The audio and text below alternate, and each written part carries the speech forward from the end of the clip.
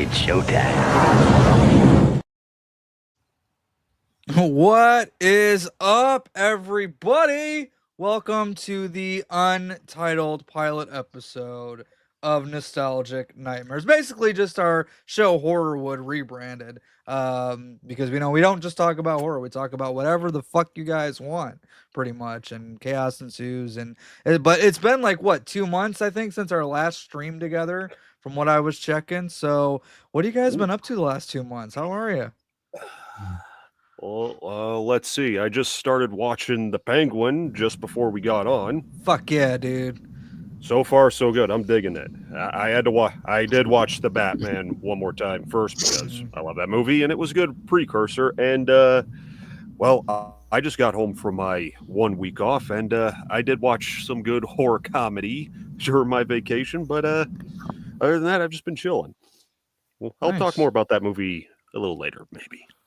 Maybe we will. Rough Chud, what's up, man?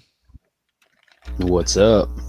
What you been up to? I'm good. Just gearing up for Last Nightmare 2. So that and some other stuff coming from Rough Chud Productions. Nice. So yeah, stay tuned for that. And I Know What You Dan last summer. What's up, buddy? What is up? So I inadvertently watched a few of the films that are going to be part of the discussion.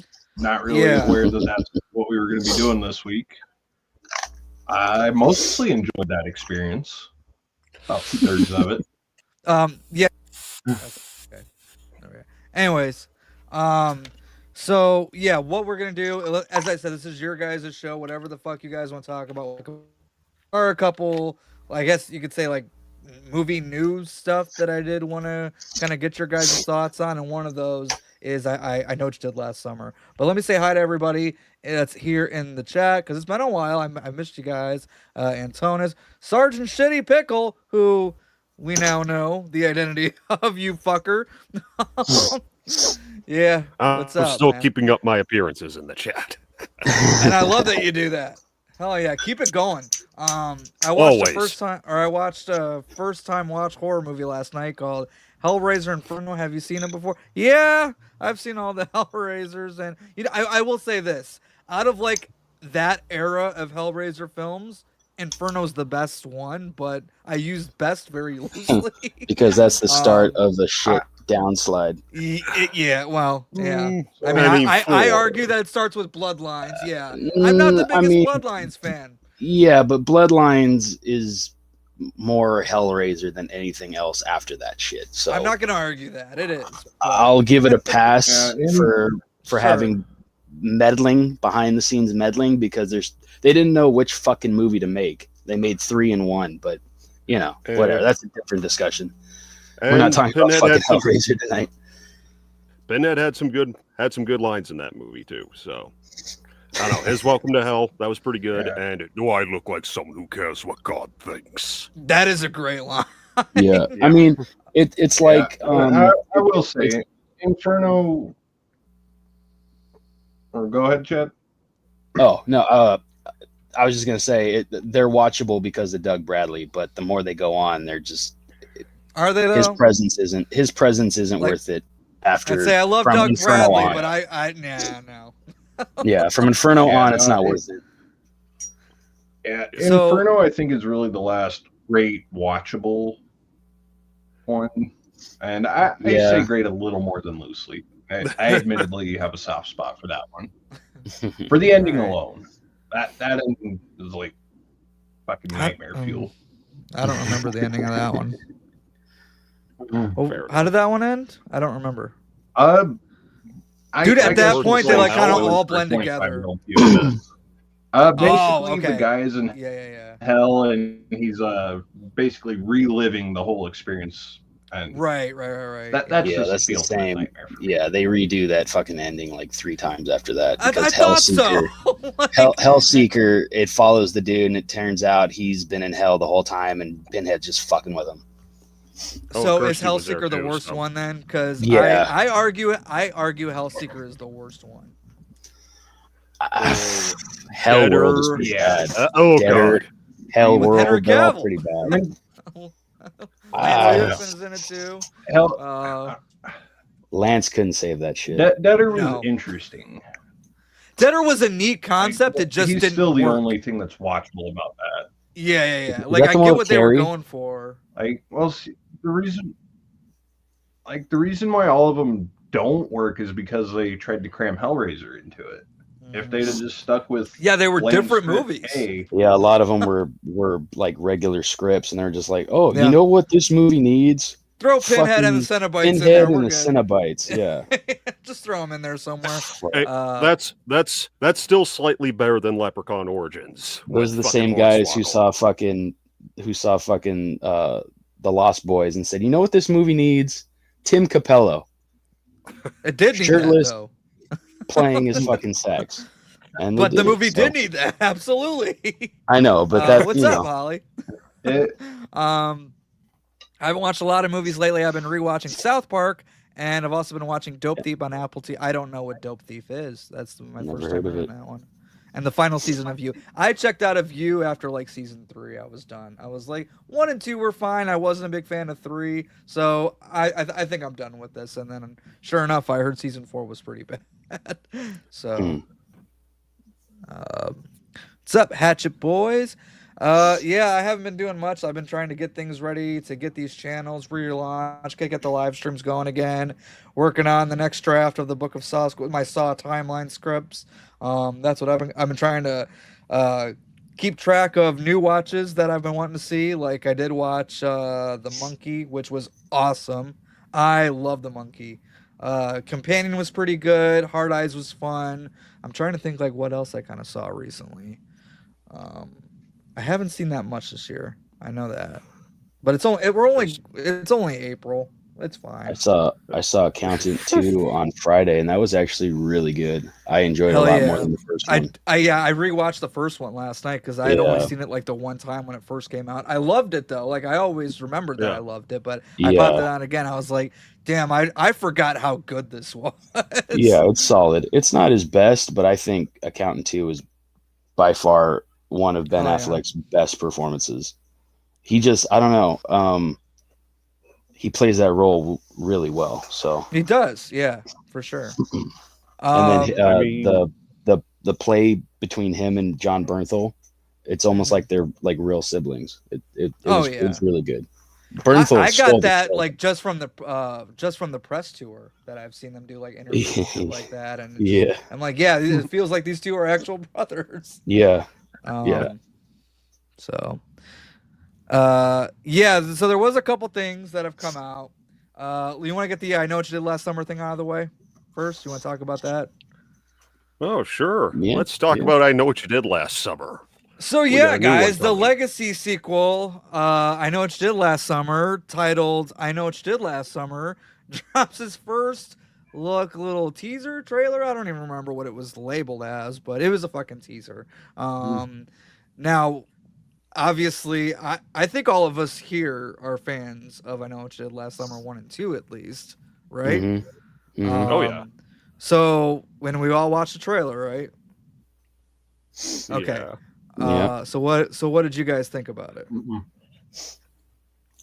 It was okay, I guess. It has a lot of the same shit you're seeing in a lot of these Legacy sequels anymore, where like it was very reminiscent of Scream 5, like with Freddie Prinze there, like looking very much like Dewey did.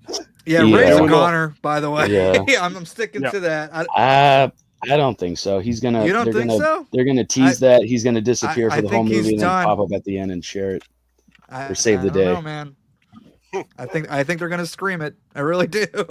If they did, that would people would fucking tear it up. But Ray isn't as beloved as Dewey is, though, so I don't feel like it would be as much of a problem.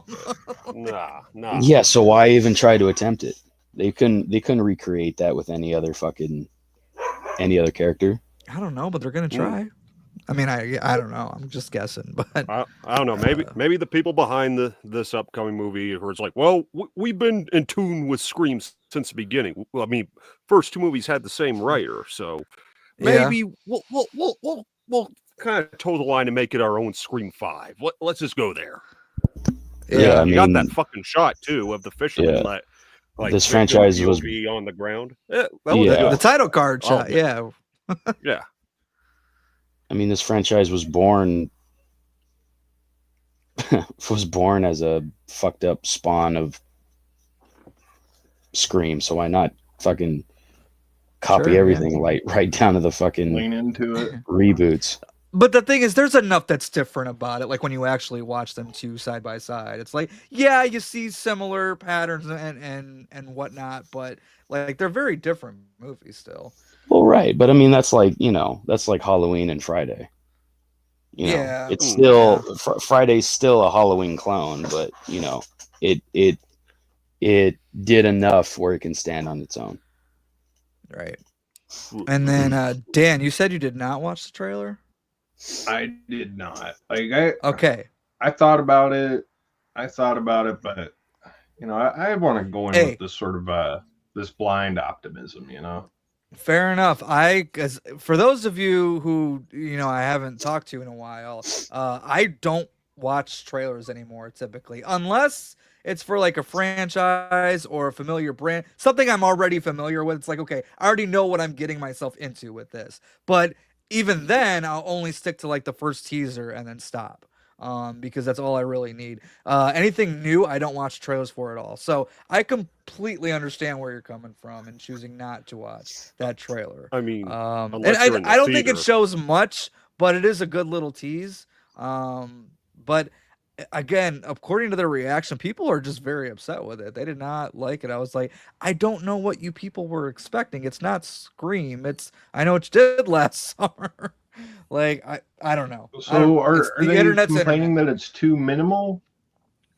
Like, are they saying there's just not enough there to really grab onto or to chew on? Well, if that's the case, and that's like the ultimate way to. For one, I saw like our buddy Robbie Sobel. Shout out to Robbie Sobel and what's up, Robbie? Jason from Sinister Cinema. Oh yeah, they hated it. They said it was rough, and I could see where they're coming from. It was. It's not a great trailer, but again, if you go in kind of lowering your expectations, it's fine. It's just more of the same. Yeah.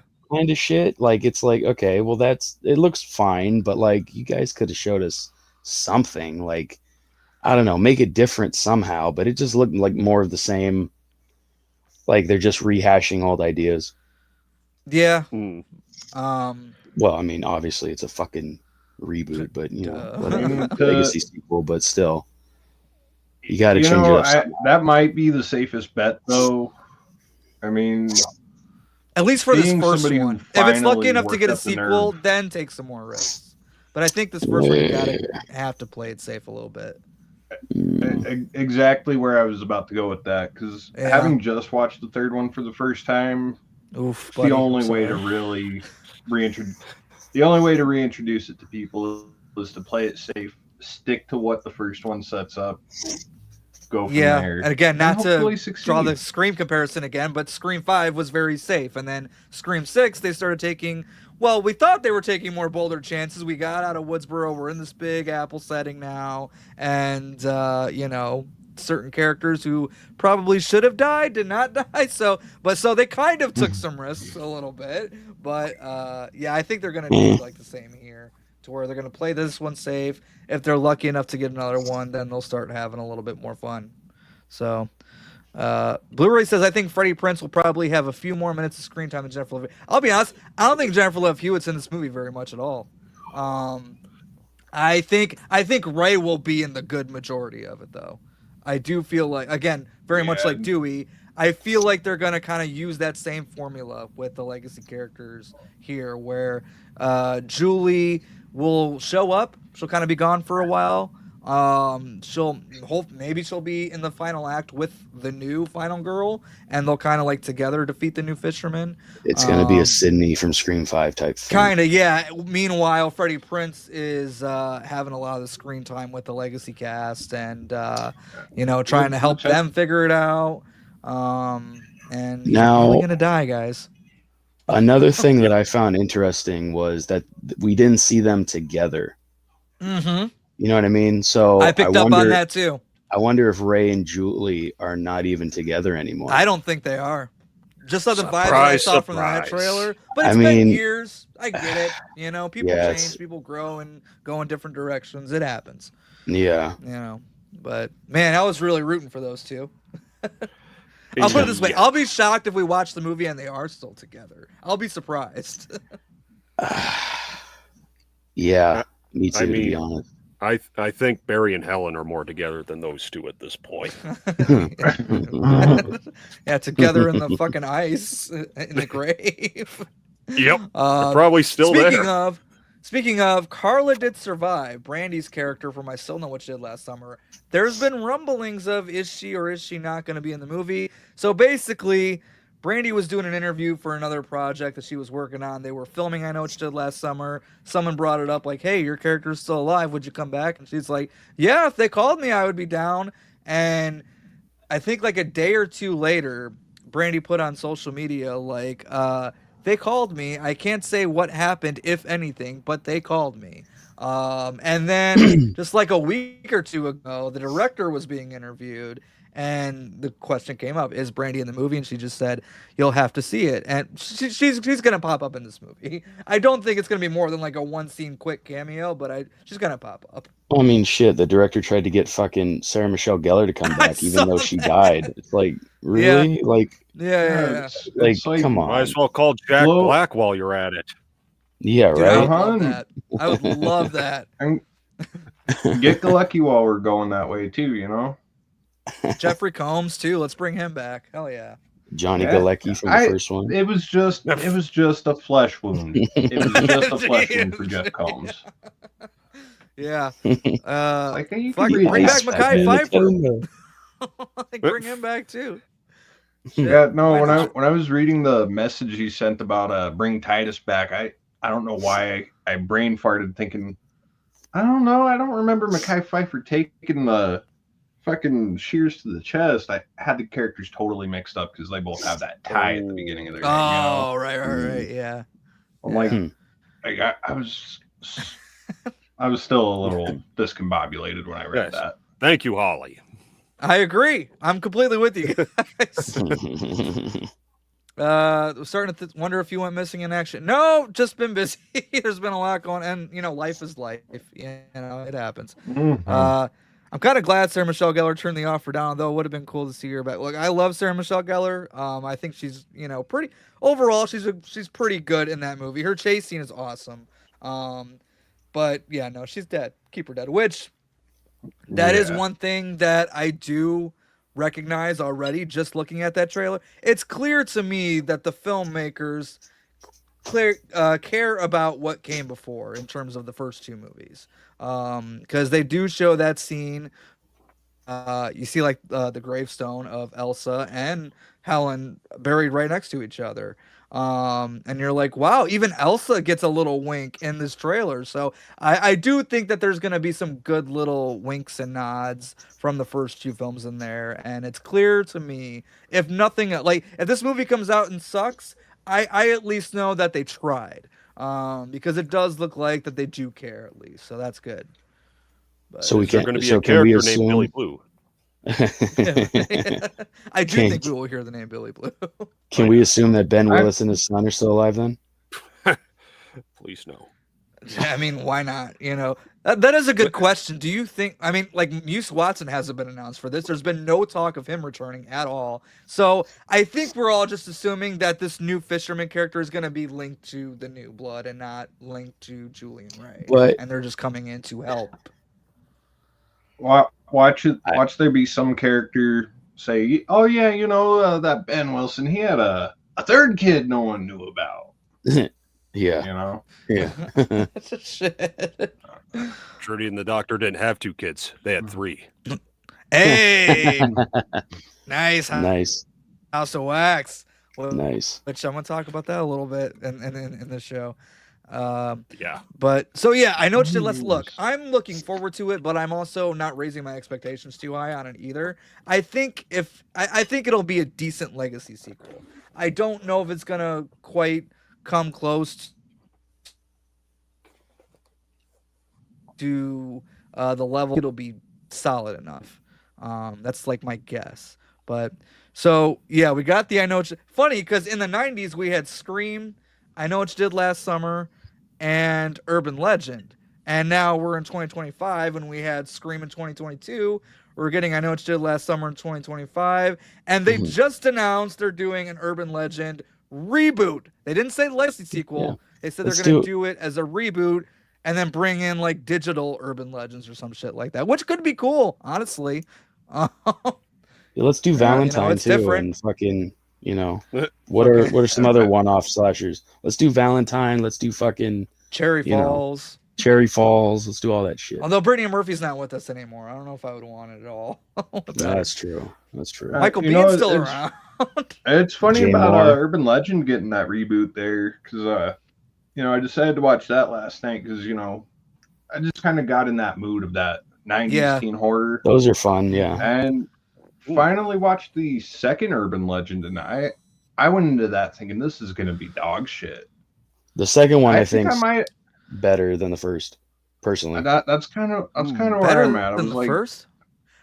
Yeah, I mean, don't get me wrong. I like the first one a lot, but I have a lot of fun with the second one. Just the setting, it's kind of like Scream 2, but at film school. It has that, and just that setting alone. Like, and it's got a fun cast. I'll give it that for sure. Both do. Yeah, like Anthony Anderson. Yeah. Both do. Yeah, no, it really surprised the me. kidney scene. Ooh. Like when he fucking grabs her by the incision, that made me wince. Oh, fuck. Uh-huh. Yeah, the second one's fine, but I still like the first one better overall. So what I'll Bloody say, Mary, I'm not a fan of it all. I haven't seen the Bloody Mary one yet. I'm not gonna watch that shit. But I refuse.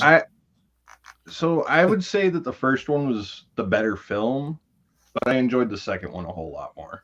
That's kind of where I'm at on my assessment there. All right. Yeah. Funny enough, I hear people say the same thing about I Know. Like I hear some people say, yeah, the first one's better, but I still know it's a little more fun. I agree with that. It has a bigger body count. Yeah. There's an argument. You could say I still know it was like a vacation. Like a getaway. We watched this serious movie. Let's take a vacation and watch this one. You're right. I love them both equally, but for very different reasons because they're two very different movies. But I do love them like the same. Like I think I give them the same rating on Letterboxd, but obviously just for different reasons. Yeah, the second one is definitely more fun, a little bit more carnage candy, more of that typical slasher formula. Where the first one is much more of a moody, suspenseful, like thriller mainly. There's really they try to play it at all practically too straight up in the first one. The second one's a little bit more like they're having fun with it. Yeah. Well, I mean, what's up, G man? How can you really have Garrett from Born to Be Rad? What's fun, up? Go subscribe over after there. An event like that. Yeah, right. Like, yeah, right. I mean, she was kids like you should be out having fun, drinking, partying, running people over, getting away with murder. I am interested to see what they do with the new Urban Legend. Whether it's a completely new cast, or if they bring one of the survivors from the last two back, or because the second one had quite a few survivors, right?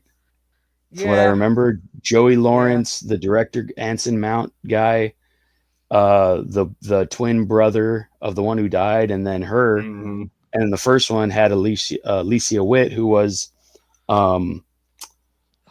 Lee Harker's mom in fucking Long Legs. Long Legs. Yeah. I thought she was pretty good in that. Yeah, I was gonna say I hate her in Urban Legend, but I really liked her in Long Legs. Like that blew my fucking mind. I looked that up on Letterboxd. I'm like, I know this girl from something else. What do I know her from? Yeah. And pulled it up like no fucking. Yeah. It'll be interesting to see. And she's great in that. Long Legs. I can't stand her in Urban Legend. She's awful. Yeah.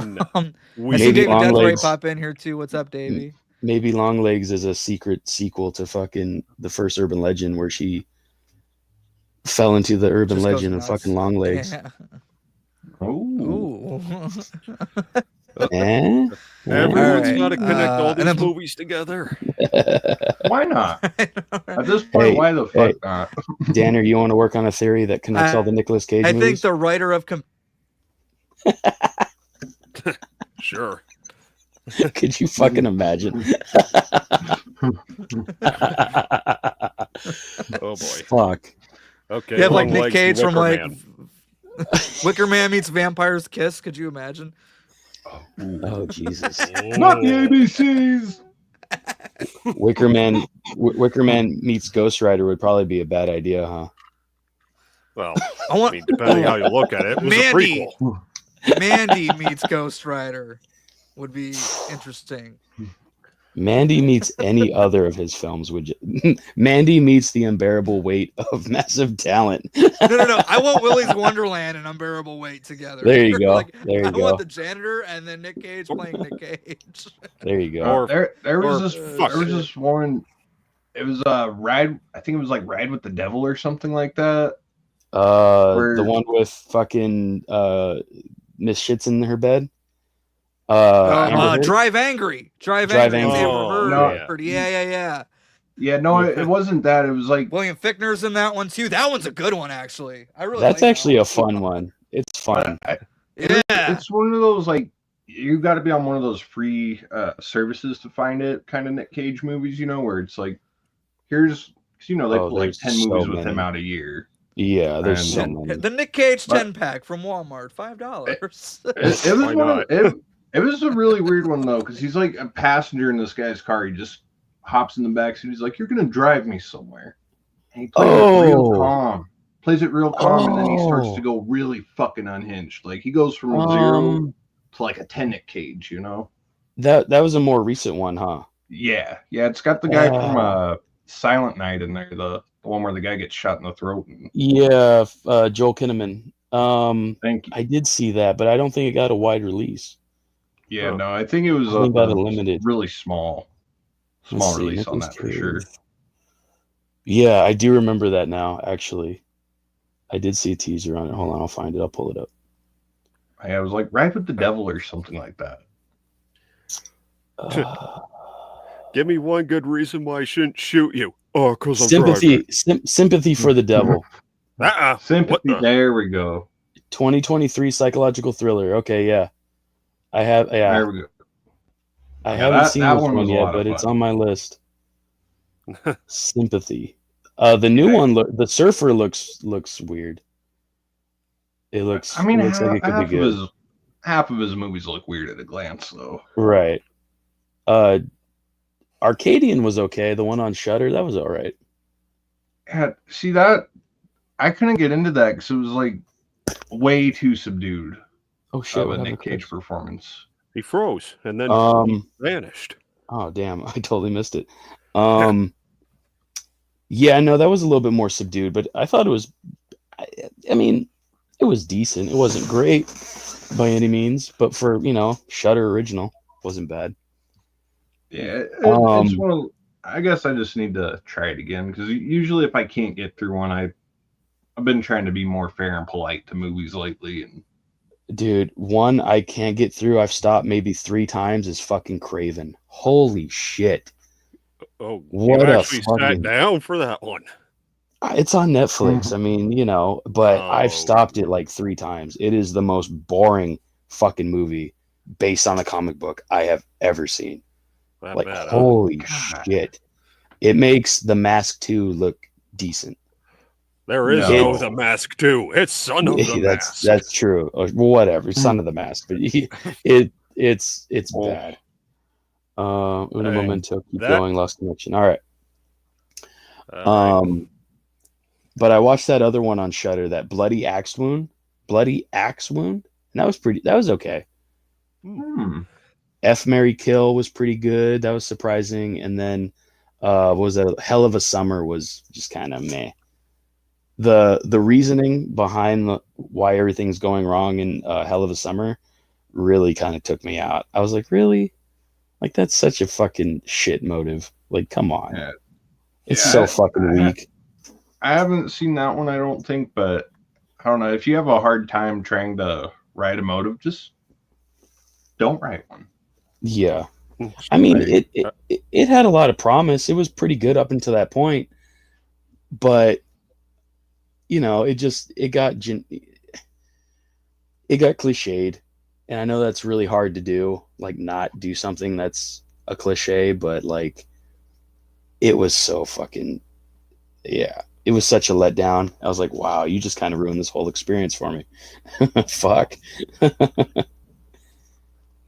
Yeah, I don't think I've even heard of Hell of a Summer. I've heard of Fuck, Marry, Kill, but yeah, Hell of a Summer, nah. Hell of a Summer is the one written and co-directed by Finn Wolfhard, the kid from. He's writing now. Yeah, it surprised me. It said he co-wrote and directed with Billy Brick, who was in the movie too. I didn't know who he was before I watched it, but it's a summer camp slasher. I like that setting to begin with, but like I said, the fucking reveal and the motive was so fucking weak. Oh boy. Oh. Motionless Did you guys see Zombies. One in the Yard? Not yet, but I plan to. Motionless Zombies is the last boring movie I watched was Midsommar. That was torture. Okay. I have no desire for that one, like, at all. Like, yeah, that's one you got to have like the right kind of interest to like that one or not. Like me personally, I enjoyed the shit out of that. It was a really slow burn, just really, really fucking eerie. So it's not a movie that makes you feel good, like, at all. Right. When you're done with it. But I was like really into the occult shit when that came out. So that was right up my fucking alley. Right. I mean, I get that that's what horror movies should do for you, is make you feel a little uneasy. Like, even I'd be lying if I said there weren't moments like in some movies where I'd say, okay, that was a little much for me. Like, I'm not gonna scream into the void on the internet like some people. Like remember when Terrifier 3 came out and everyone was all up in arms that kids died in it? It was like they died off screen or in an explosion. But then you had Christmas, Bloody Christmas, where you actually see the murder of a kid. Even there, I was a little like, that was almost a bit much, I'll admit. But it's fiction. You can do what you want with it. It was just the idea surrounding that scene where I was just a little, oh. Kid wakes up in the middle of the night to meet Santa and he gets killed. There's definitely that's almost Pet Cemetery for me. Did you ever see I have a soft spot. What can I say? Did you ever see the Feast movies? I've briefly seen a little bit of the first one. I think I saw up to the part where Muse gets his face ripped off, and then I don't know, guy just shoots him just to shut him up or something. That was about all I saw. I know there was like, you get like the badass hero who steps was like, I'm gonna save all of you, and then he gets killed right there. He gets fucking killed. I've seen that seconds after. It's a pretty good movie. It won that Project Greenlight or something that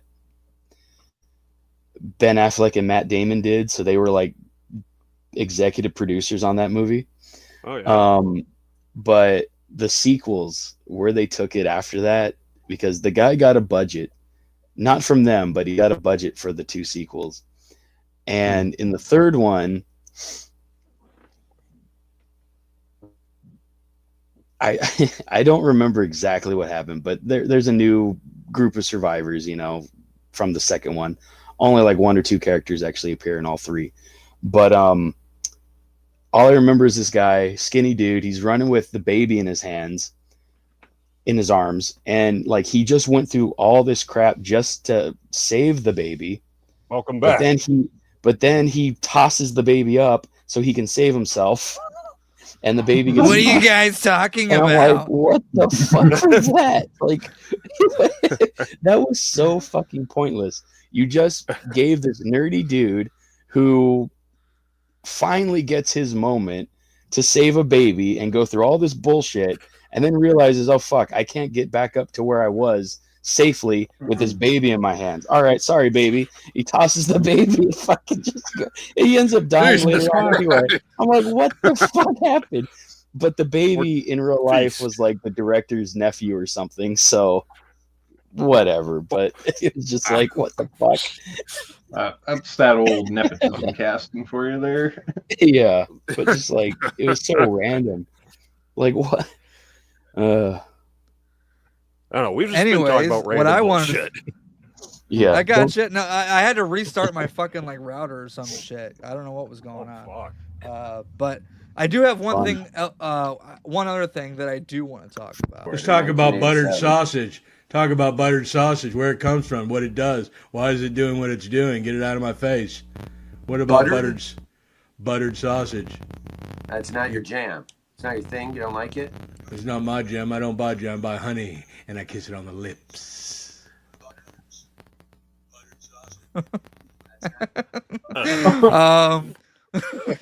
So yeah.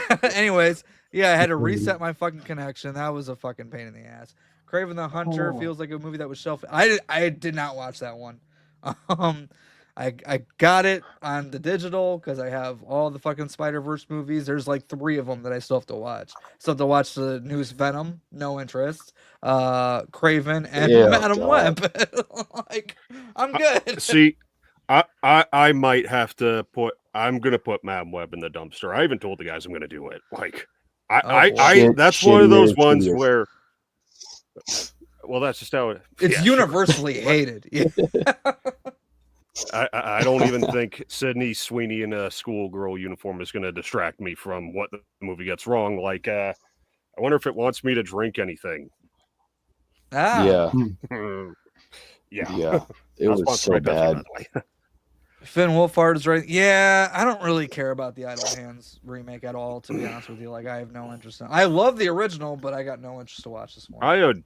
I fucking adore the original. I do too. Right next to That's this, one of those ones it was that one of my doesn't need a earliest horror remake. movies.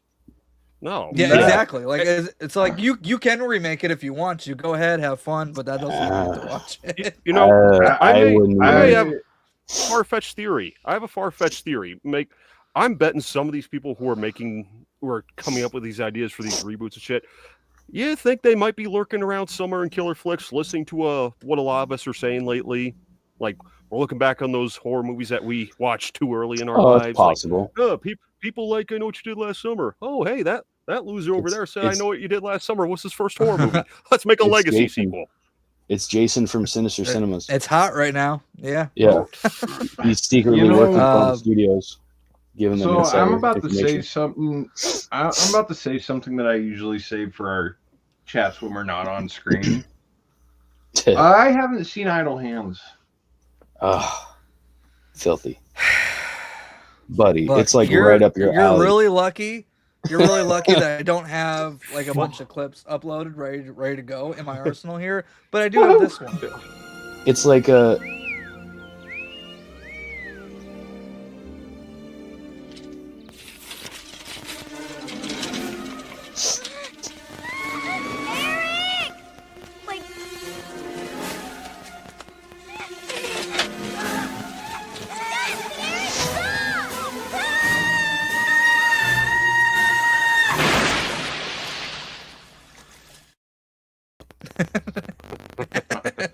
I do it to myself.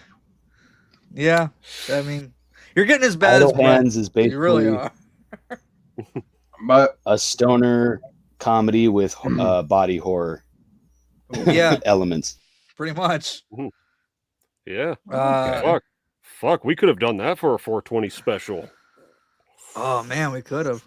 Next year. There's always next year. Then again, I was traveling that day, so Yeah. yeah, I was about to ask fucking when was 420? That was just a week ago. It was on April 20th. Easter, man. Easter Bunny bringing you a dime bag. Hell yeah. Although Snoop Dogg brought me mine, but yeah. Thoughts on the new Silent Night, Deadly Night remake? I think Rowan Campbell will deliver great. You know what? I do like Rowan Campbell, and I do think that he's a good fit for Billy in Silent Night, Deadly Night. I do think he has that in him. Well, it really just comes down to who's writing and directing these things. Like, if they're doing it for the love of what came before, then cool. But like, if they, I don't know. It just depends. Here's another one we can remake. We can bring back. Yeah. Well, it feels remake like again. That's what they're doing. Kind of remake again, right, because there was that one with Malcolm McDowell and the chick from the Bloody Valentine 2012, right? Isn't that when that came out? Yeah, that was a pretty solid remake there. I like that one. Oh, the gory as shit. The guy who I did the kinda- Wrong good. Turn remake. I like that. Mhm. The Wrong Turn remake. I liked. So if he's the one that's doing it, it could I be picked good. the wrong. Oh wow. Who fucking right. wait? Who directed the Wrong Turn remake? I don't remember, but Okay, it's not if it's the anybody, same like- guy, I have But it not was that a I good can think of movie. off the top of my dig head. for it.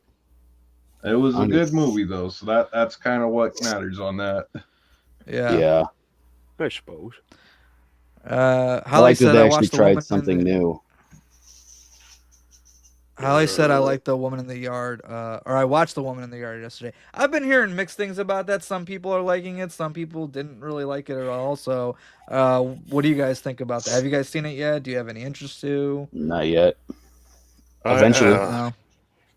You didn't like it? I'm I'm in the hearing camp. about it. I did not like it at all. The more I even think about it and what the woman represented, it actually made me kind of angry.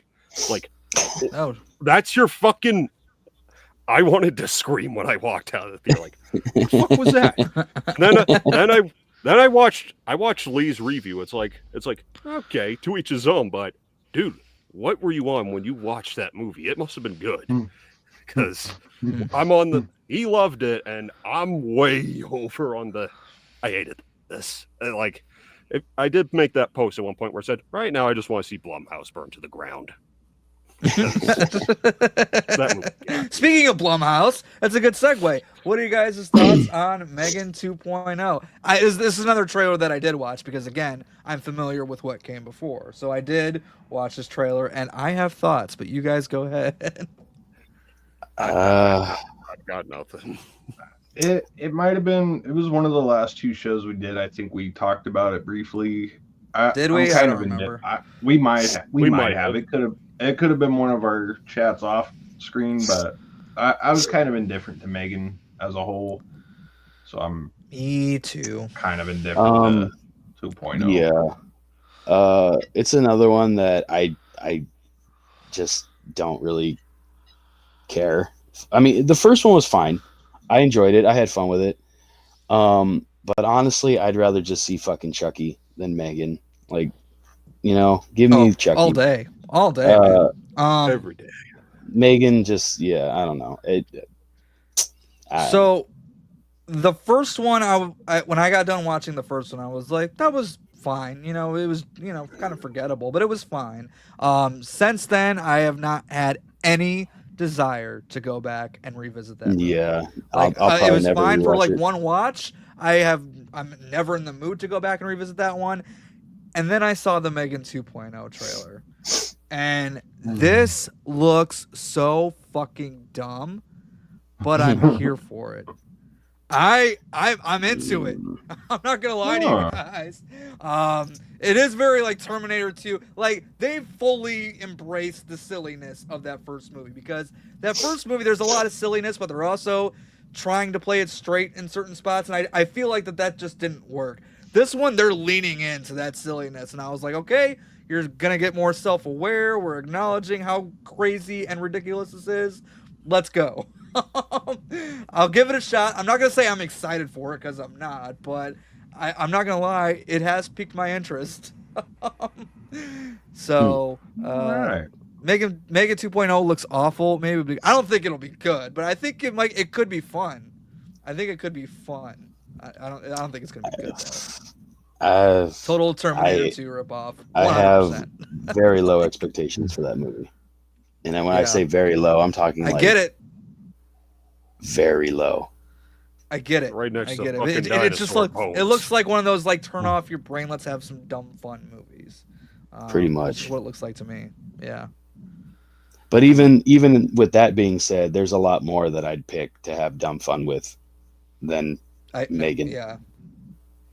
Motionless Zombie. I love Chucky, but it's time for Don Mancini to sell the rights and let whoever reboot Chucky and actually take the franchise serious and make it Chucky. Well, they tried that. MGM tried to remake it a couple years ago, same year as Megan. Yeah, I believe. I feel like Megan is what the Chucky remake was supposed to probably be in their eyes, but I'd rather not have any of it. Okay, so just the part about Don Mancini giving it to somebody else. How do you guys feel about that? Like, just to continue. I'd say keep the rights, but just bring on more writers who probably have a better understanding of where the fans would want to go. Because, like, I know Don Mancini and David Kirshner, like, they've helmed this franchise since the fucking beginning. Day one. Hearing Don, and Don Mancini says, like, we're a family. Like, that's a quote right from him. And I wouldn't want Jennifer Tilly says that a lot too. Yeah. Yeah. Well, they come off like a dysfunctional family. Well, dysfunctional because they make horror, but they still love it. But it's just the creative decisions. As far as I'm hearing, no one's really liking it so far anymore. I mean, I didn't watch the Chucky show, but I'm hearing very lukewarm things about that lately, to say the least. Yeah, season one was a pleasant surprise. I actually enjoyed season 1 up until the season finale. The season finale started to go to Don Mancini ridiculousness. I was like, oh no, what's this boat for season 2? Sure enough, season 2 is a bag full of dicks. It sucks. It's awful. And sorry, Tony. I know Tony Napo, a buddy of mine who's in Saw 2, is in an episode of season 2 of Chucky. So that's a fun episode. Oh, yeah, he plays a butler. Yeah. And then you get into season 3 and like Chucky's in the White House and shit, which admittedly is better than season 2, but season 3 still got a lot of problems. But yeah, Devin Sawa was in like every season as a different character because he keeps. I honestly got annoyed by that. Well, it's like Hatchet did the same thing with Perry Shen. Remember Perry Shen from Hatchet? Every time he would die, he would come back as a different character. It's a gimmick. Whatever. It's fine. I get it, but I mean, I like seeing Devin Sawa though. I'm not complaining. Yeah. Same, but it's like if you're just gonna have, like, I don't know, you should have just given him a decent character that he can fucking grow with. I agree. I'm with you. I'm not debating you on that. Instead of every time we see him, he's a new fucking annoying character. We got to get used to this annoying character. It's like he plays a lot of pieces of shit on that show too. Him as the priest, I just couldn't get behind. I'm like, what the fuck is this? Again, season 2 bullshit. What is happening?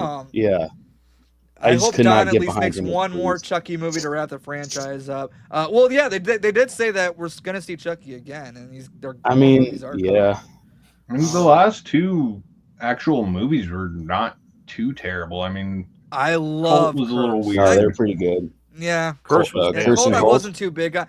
I love like visual. I love Cult visually, like the way it's shot, like the setting of it, certain frames, like.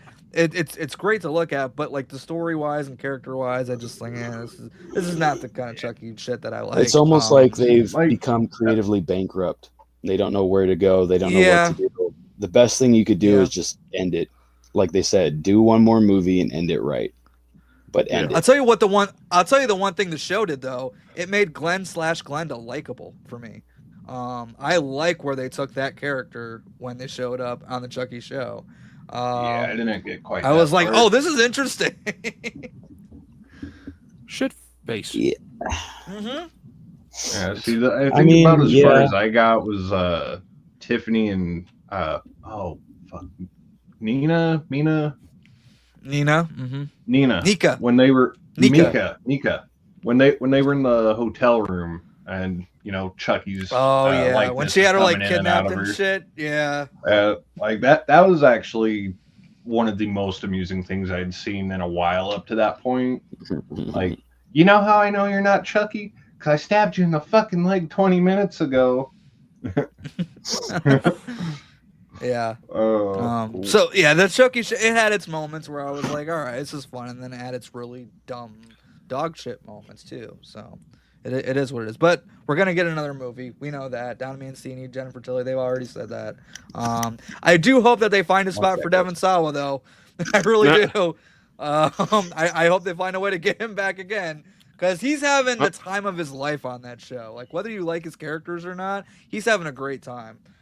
So watch them. Hopefully he gets to keep that going. So watch them sort of return to where Seed of Chucky was, back in the whole LA sphere. Mm-hmm. Watch Devin Sawa come in there as his character from The Fanatic. They did it with Redman. They did it with Jennifer Tilly, Tony Gardner. Like, very New Nightmare-ish, that movie, in a lot of ways. Just nowhere near as good. Yeah, no. No, No. no, Uh, like and the gag, that gag of Tiffany being starstruck with Tilly. It's like, we fucking get it. like it's funny the first time. angel. It's funny the first time, and then any time that you may or may not choose to rewatch it, it's like, what? Why the Although, fuck was can we I give it amused up for with this John in the Waters first since he to place? Chucky though? Come on. God bless the little Sure. people. God bless the little people. I mean, his death was pretty cool. Yeah. Dude, his Oh, death yeah, is that awesome. was again. cool. Yeah.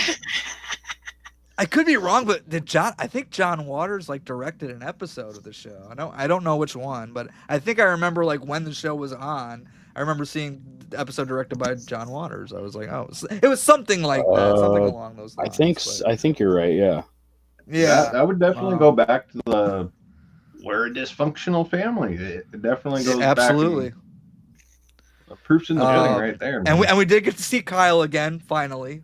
That was we treat. got to see Kyle come back. That was a real treat. I don't like what they did with her, but it was And then great to see the disappear, character yeah. back again. Yeah. Yeah. Andy, of course, is there. You know, I lost respect for Andy. Fuck that guy. like the actor Alex Vincent, or Yeah, he's a tool. just the character. Yeah, Alex well, Vincent, you're a fucking it tool, is what dude. it is. You know why you're a tool. You're a fucking tool. Eat a dick. All right. I say I don't have a fucking clip up to represent that. Since that was a little bit awkward, we'll just Let's go talk there. about buttered sausage. Talk about buttered sausage, where it comes from, what it does. Why is it doing what it's doing? Get it out of my face. What about buttered sausage? That's not your jam. It's not your thing. You don't like it? It's not my jam. I don't buy jam. I buy honey, and I kiss it on the lips. Fucking hell. That's a good way to break up the tension. Right. Yeah. So, what else you guys been up to? Well, Shit. oh yeah, the movie I watched, good old Tucker and Dale versus Evil. Watch that one again. Fuck yeah.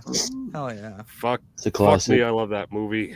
Like everyone, every time I see people talk about Alan Tudyk, it's always to Firefly. It's like, talk about Tucker for a minute. Is that? Yeah. Oh yeah. I love Tucker. Or Like, a Knight's Tale. He was really good in that movie. I watched that the other day just to watch. Heath Ledger. Shit, I've Right. not That's seen what I'm that thinking movie of. in many moons. Yep. All I'm gonna say is Tucker and Dale versus Evil is in my Amazon cart, and that's where I'm leaving things on that right now. Oh my fucking god, bro. But- Oh boy. I need I more didn't- angry clips. You're I pissing me didn't- off. I didn't say that I haven't seen it. I haven't admitted. Well, we it can yet. tell. You're heading there. We could tell, Look, buddy. it's in We my know you. Amazon card. I have every intention on watching it. I just haven't gotten there. I did not have sexual relations with that woman. I was just about to say, I said that like a fucking politician. It's like, I told you without telling you. Shit. Oh wow. I feel like that one we have to do a watch party though for. Like I'm Oh, not. fuck yeah.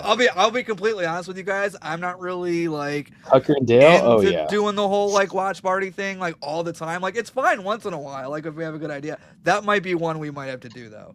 I just got a little Yeah. freaked out and tired. I'm of doing pretty watch sure parties and I that wanna do was other one of stuff, the- but- One of the ones that Sammy took inspiration from for some of the stuff in Wayward.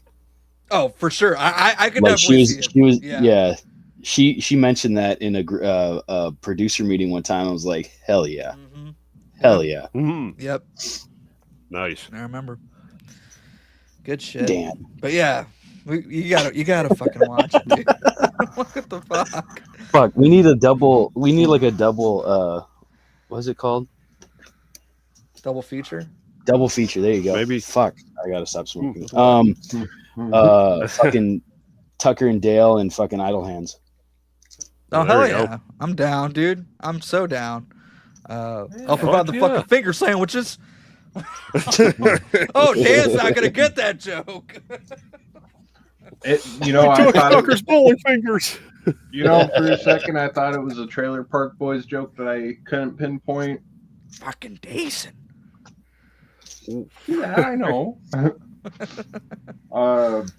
But yeah, no, I did recently watch Beetlejuice, which was a movie that yes. Okay, I'm glad you brought this up because I had other topics I wanted to talk about tonight that I completely forgot about because the whole connection bullshit distracted me. But yes, go ahead with your thoughts. Beetlejuice. So I remember like when it came out in the theater, you sort of gave me your non-spoiler thoughts on it, and I was looking forward to it, and I was really giddy for it, and I just didn't have the time to get to the theater. I watched it a couple weeks ago, and it wasn't the greatest thing. It's no Beetlejuice 1, but it was a damn fun movie. Oh, for sure. Absolutely. Yeah, I completely agree. And it made some choices that made me laugh audibly, and there was a certain choice they made. I want that Beetlejuice baby. Like they made one. I think NECA made it. They put it out. I want that Beetlejuice baby so bad. There was a particular choice they made in the second half of the movie that really caught me off guard. I think you guys might know what I'm referring to. I love her. Anyway. Okay. I think I know what you're talking about. Yeah. But I know you're trying not to spoil anything for anybody who hasn't seen it yet, but yeah, just because of its relative newness, you know. Is it still on? Is it still on Max? It's a Warner Brothers movie. It should always be on Max, I think. Now. Okay. Yeah. Okay. Yeah, that's actually where I watched their it home, right? So yeah. Oh, some of it was pretty damn predictable though. Like there was a certain character's, I guess their aspirations. I'm like, I got a feeling about you. You don't just pop up, and be here and be charming. Right. I'm on to you. Right. The thing. Again, it's a really fun and entertaining movie. You get to see the Keats back, Winona Ryder's back. Like it feels like, in terms of visually, feels like we never left. Like everyone just slipped right back in as if 40 years hadn't gone by. But however, that script needed some improvements. It really did. There was like 5 different like subplots. Yeah, overstuffed. Yes, for sure. I loved Willem Dafoe. I loved Monica Bellucci's character, but both of those characters are not in the movie nearly enough. I feel like hopefully the third one will fix that problem. Yeah, so that brings me to the other thing I wanted to talk about. Another thing that goes well with this Nostalgic Nightmare show. Warner Brothers has officially announced that these 3 titles are in the works officially because they've been bullshit internet rumors for fucking decades at this point. Another Gremlins is on the way. I'm not that shocked by that one though because people love Gremlins. So that one I wasn't really too surprised. And they got that like Netflix show or whatever, that little Netflix cartoon series. So yeah, we got another Gremlins and then we got another Goonies, which I have thoughts on. And then, Beetlejuice 3, all confirmed to be in the works by Warner Brothers. They're no longer internet rumors. They're in development now. So Beetlejuice 3, Goonies 2, and Gremlins 3. Where are we sitting, guys? I'm sitting on a chair. Me too. But I could be sitting on a toilet right about now. This is definitely a mixed bag of development right there. The Goonies feels like a movie that would have been perfect till the end of time as a fucking standalone. Gremlins 3, I could see potential there. Yeah, I get that. And of course, Beetlejuice 3, that you need that just for the fucking marketing and the title pleasure alone. Of saying the title alone. Yes, they're gonna go there. They're gonna go there. Otherwise, they have to. Yeah. Yeah. Which honestly, I do want this to be like a trilogy. Like, all right, we're confirming the third one. Let's do it. Let's have some fun, and then stop right there. That's it. That's all we need now. Like, if there ever was a time to do a Goonies 2, it would have been like 1987. Late 80s. I would say early 90s at the latest. You can still get away with it very early on in the 90s, but look, Goonies is one of my top 10 favorite films of all time. If it was made before 95, I would agree. Yeah, I did a watch party for that with Garrett from Born to Be Rad and Cody from Dude Who Loves Movies and Justin from the Rad Pack as well. We all watched the Goonies. We all love it. But I just have no interest in a Goonies 2 in 2025. Even if the original cast does, because we all know what they're gonna do. Like, oh, it's gonna be their kids. Great. Like, nothing's exciting about that, really. You know, if we've seen they that take 100 the ball, times. It's just name. It's just I could get behind it if they take like an It Chapter 2 approach with it. You know, have them come back as adults for like one final mission. Like, say, who's the least important character? What are they gonna do? Bust fucking Corey Haim out of prison? I mean, not Corey Haim, fucking Corey. Dude, I would they'd have to raise Haim from the dead. Yeah, I'm sorry, Corey Feldman. What are they gonna do? Yeah, I was about to say, fuck. Did I slip into a multiverse here? Are they all gonna fucking escape the old folks home or what? Yeah. So I'm trying to play devil's advocate. They're in there with the fucking Fratelli brothers and shit. You know, just to see Joe P. If he were to come back for it, Joey P. That'd be like that'd be a bit of enjoyment there. Yeah. Yeah. Oh, and Robert Davi was the other one, right? Robert Davi. Yep. Robert Davi. I love both of those actors so fucking much. You know what? Of all this fucking legacy sequels bullshit, give me another Maniac Cop with Robert Davi. I was just thinking that as soon as we started talking about Robert Davi. Yeah. And another thing. I've been watching a bunch of like old action films. I watched all the Die Hards. I just started Lethal Weapons. Did anybody remember the star power in the first Lethal Weapon? I'm not just talking about fucking Mel Gibson, but I'm talking about Danny Glover, Gary Busey from Predator 2, fucking Mitch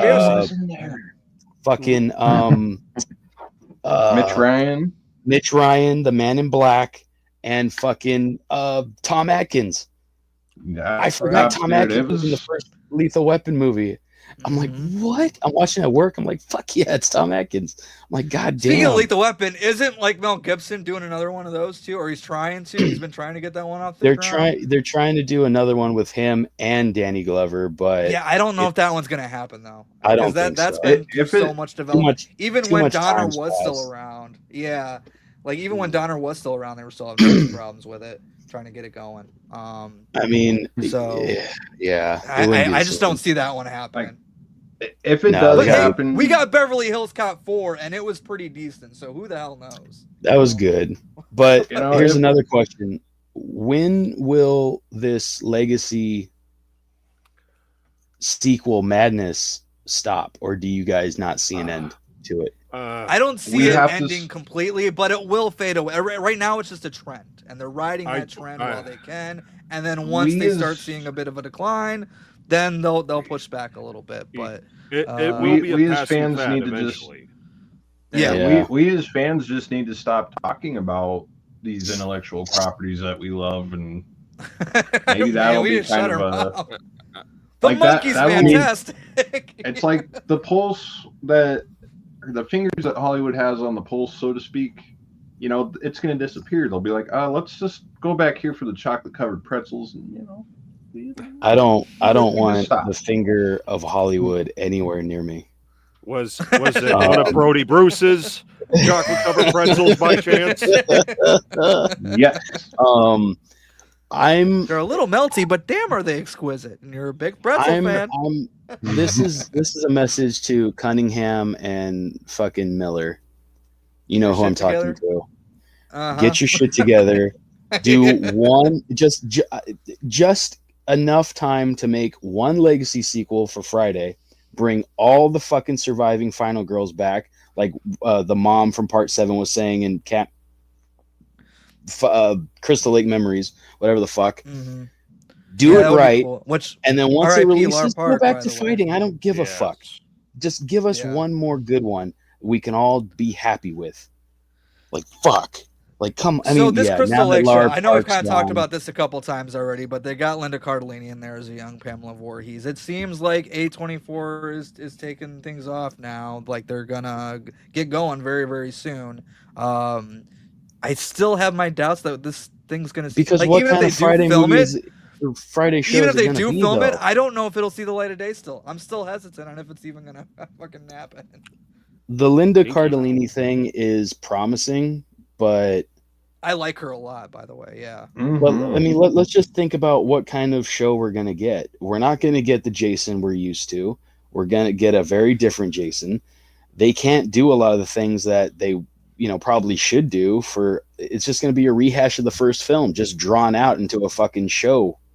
It's I'll tell you what, I've been saying this since they announced it. Like, I don't care about a Halloween TV series. I'm sorry, and I don't care about a Friday the 13th TV series. Like, that's just not what I want. Movies, sure, but even Halloween, I'm like, we need to take a little break from Halloween for a while. Yeah, I mean, unless big time. No, I mean, no. Let's be real. Let's be real. If Jason wasn't introduced in 2, I mean, as the killer in 2, he was introduced in the first one. But if he wasn't introduced as the killer in 2, Friday probably would have been a one and done. I mean, come on. It's but good. Again, if this show does happen, if they go the Bates Motel route, there is some potential there, because I wasn't expecting to like Bates Motel at all. I'm like, who the fuck cares about a Psycho prequel TV series? That show's great. I was blown away by Bates Motel. It's good, but there's a lot of parts that were drawn out. But there was a lot of things that were drawn out.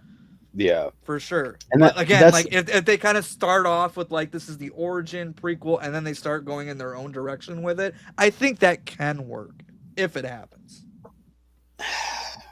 Yeah, I just hope they don't start retconning shit, and start rewriting their own history here. And it's like, that's not how. Well, I think that's what they would be doing. That's what Bates Motel did. Yeah, well, that's why I stopped watching Bates Motel. I mean, but see, I like that though. I'm like, okay, this is different enough. This offers a different story with familiar characters, and they're doing something different with it. I mean, Friday the 13th is known for retconning itself. That's true. If any franchise is known for it, actually. That's kind of true. How fucked up that timeline is, you can pretty much, yeah. By like part 4, how fucked up that timeline is. This all took place on a weekend? Right? A character study on Pamela's Descent. I think so too. Weekend. I'm fine with that, but do we really need that though? Like, that's what I'm saying. Like, I just have no interest in a Crystal Lake TV show. Yeah. Give us Tobias. We've only had one Tobias, as far as I know. Yeah. And he wants his supper. Or whatever his name was. Elias. Elias. Did I say? I knew who you were talking about, but I didn't pick up that you got the wrong name. I said he wants his supper, and I'm pointing at you. That's the best news I heard all goddamn year. What was your line? The fuck happened to you? They killed our son. Who did? They killed our son. The counselors. I can't do her. She did a great. Hi, Mom. She did a great job. Shout out, Gia. Jira. Fuck, I'll drink to that. Best news I've had in a year.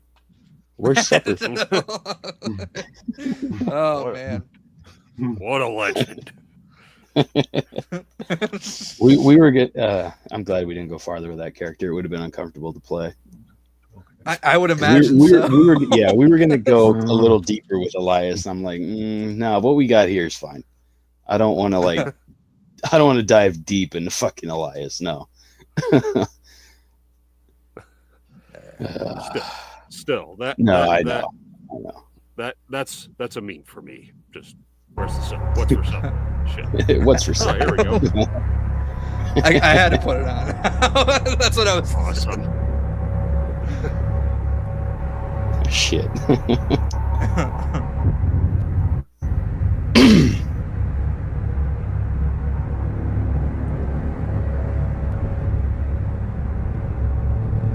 Pamela's a dancer who had to give it up to take care. So they want Deborah Voorhees in? Is that what they're doing? What?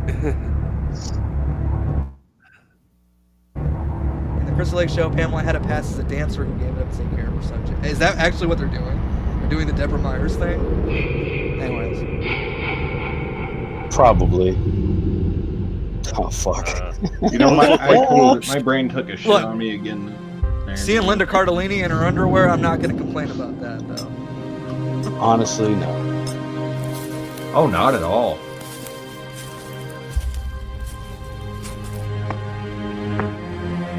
How great was she, man? She fucking rocks it. She is such a sweetheart. She's so awesome. When she How long did it take screamed to grow that that first, beard? fuck, that took a while actually. Yeah, you I said that kinda miss scream it. that you guys heard across the lake, right? Or something like that. Well, no, like where we were, Supper was an hour ago, right? we were like right down from the marina in like Fuck happened to you? the fucking, Oh, you know, our son. They killed our son. who did? The counselors. They weren't watching him. Who did? Goddamn, that's Who the best did? news I've had in a Who year. that? Who I'll that? drink to that. Cheers.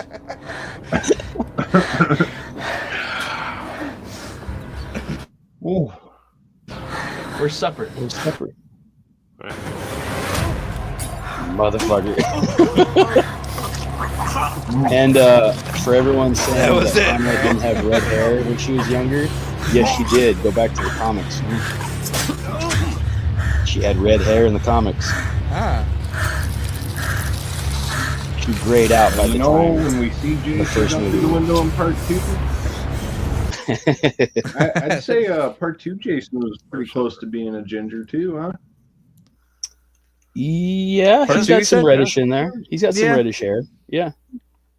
So yeah, in the comics, she was a redhead. So you know, if anyone wants to talk shit about that, I know who you are. Uh-oh. All right then. Let's talk about buttered I'm gonna sausage. fuck everybody. Talk about mood buttered right now. sausage, where it comes from, what it does. Why I'll is it tell you doing guys what it's why doing? Get afterwards. it out of my face. What about buttered sausage? That's not your jam. It's not your thing. You don't like it. It's not my jam. I don't buy jam. I buy honey, and I kiss it on the lips. I'm gonna pull that clip every time you do that shit. Every time you just make the whole fucking room awkward for like a split second, I'm just pull up Gary Busey. I swear to God. I'm on fuck I don't- everybody mood. I don't know right what now, makes it so. more awkward though. I've noticed. Oh shit. But You guys are sometimes we need to be like that though.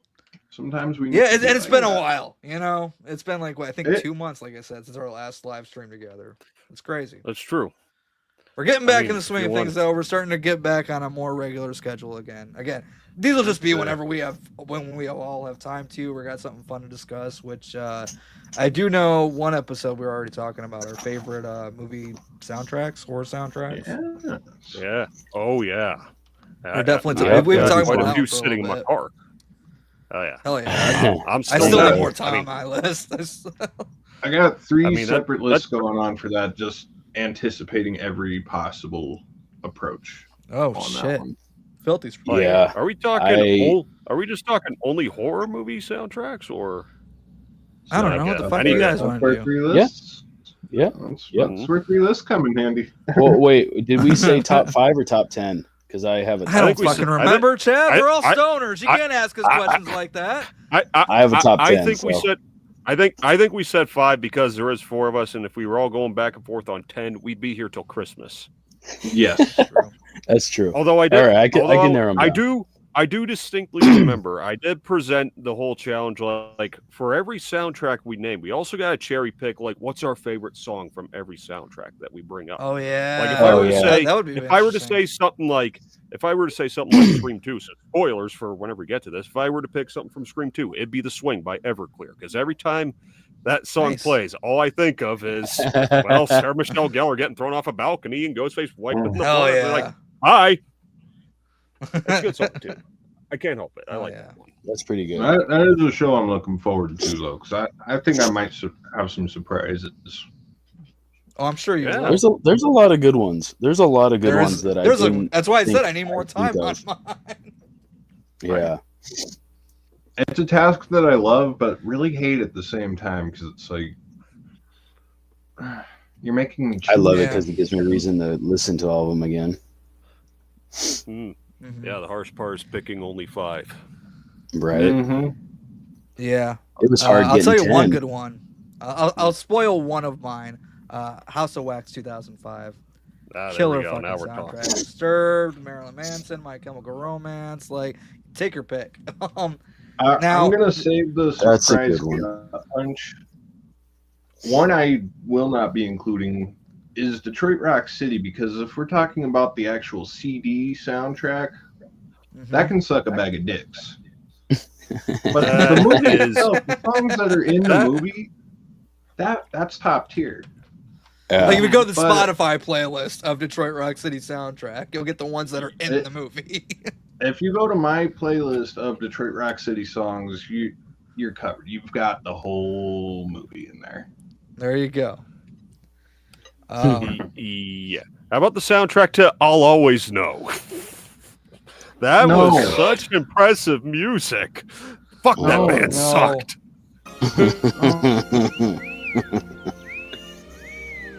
Hey, nope.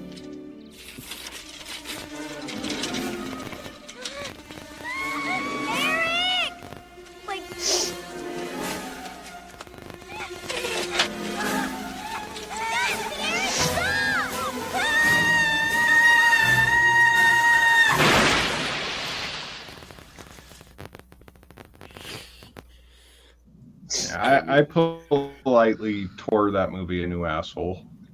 Good. Politely. You should have. I Why are you I polite was about trying it? to be Yeah. polite. Why? No, see, movie I wasn't like polite I to could have you? gone. That's a good point. That's a very good point. Yeah. Sorry, Why- that movie why just would drove you me do mad. that? Like that movie that- genuinely makes me mad. No, as much as I hated watching that movie, I actually loved typing the review for that, because I came up with this little running gag on how I would end like every aspect I was assessing. Easily the funnest review I ever wrote. And like the first time in a while that I really just dragged the movie through the fucking mud. Now, I can Hell attest yeah. to that. I can attest to that Kinda- myself, because when it comes to like whether I'm writing on Letterboxd, which I need to do again sometime soon, or I do Going too. back- I've been slacking. or even going back to one, I mean, even before I even met all you guys, when I was just doing my own shit on Facebook, where I just hit record and just talk about a movie right in here. Anytime I do the negative reviews, those are the ones where I'm probably having the most fun, because all I would do is just take a shot of Jaeger. It's like, all right, let's do this. Let's rip into this movie. This is going to be fun. And I'll always know Mhm. was one of them, because Yeah. that movie is so. I don't even know if Incompetent does it justice. Like that is No. that thing Uh, barely so- qualifies as a movie, and the poster, and it's Oh. bad color grading, whatever the fuck you want to call that. man. That is a Photoshopper's worst nightmare of a movie poster. Like they Even tried in to 2006, that was pretty bad, dude. they tried to copy the style of this, and they failed miserably. yeah, It's it's pretty puke. rough. It looks so photoshopped and so Yeah. I don't know. Yeah, no, like just looking at all three of them side by side, like the first two, there's this beautiful continuity.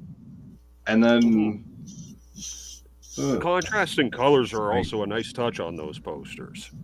I really do love those Scream influenced posters though. I do Gotta too. love those. But when they do It's it hard. shitty, it's shitty. Oh Yeah. yeah.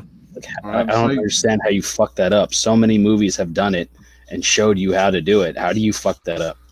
it's Well, like it's now too Right. every movie bright. poster's the same now. Oh, it's all Yeah. stare at the We camera. gotta make it a little different to show we didn't copy. No, but you probably should copy in this case. It worked. Yeah. It's fine. You copied the script, you fuckers. Man. Yeah. Okay. But oh no, let's draw the line at the fucking poster. Yeah, no, it's just too bright, and the fucking sizing on it's all wrong. Fucking, they don't even look like they're in a group shot, which is like your biggest. now I gotta fuck pull right this up. there. You realize Can we that, right? talk? Can we talk about another thing in movies, like recent movies?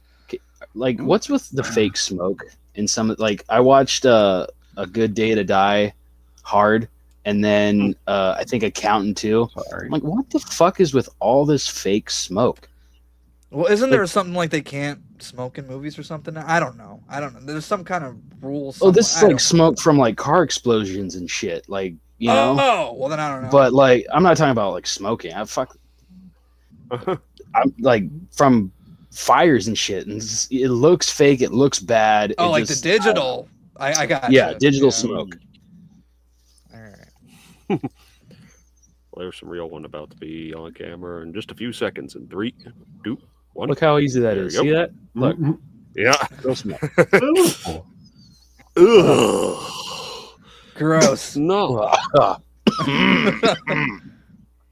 What Even the that hell new is even Blu-ray, that? like That you one know what? looks That one's okay. actually kind of cooler. Like the Blu-ray cover actually looks. Again, it's not. Well, great, the but, Fisherman's See, the that- only it's good better. thing That- about it. It's better.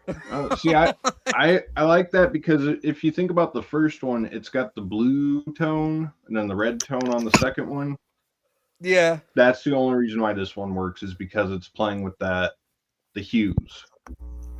I like the red tone So from like, the Oh first one. God! It always Look at popped that at awful the movie shot. Just theater. that one shot. Look at it. Yeah, It looks like it's from two fuck different is that? movies. right. But it's I think not. the That's budget- the problem. I'm pretty sure half the budget was on that slicker. Yeah, for sure. Oh, and this You know, fucking probably. huge share. No, the fucking hook. Oh, The hook took a third of it.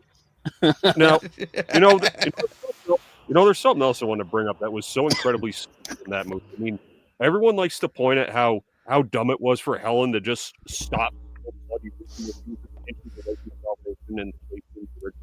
About I'll always know when they're getting chased and the fucking rocker chick just fucking splits off and goes upstairs somewhere.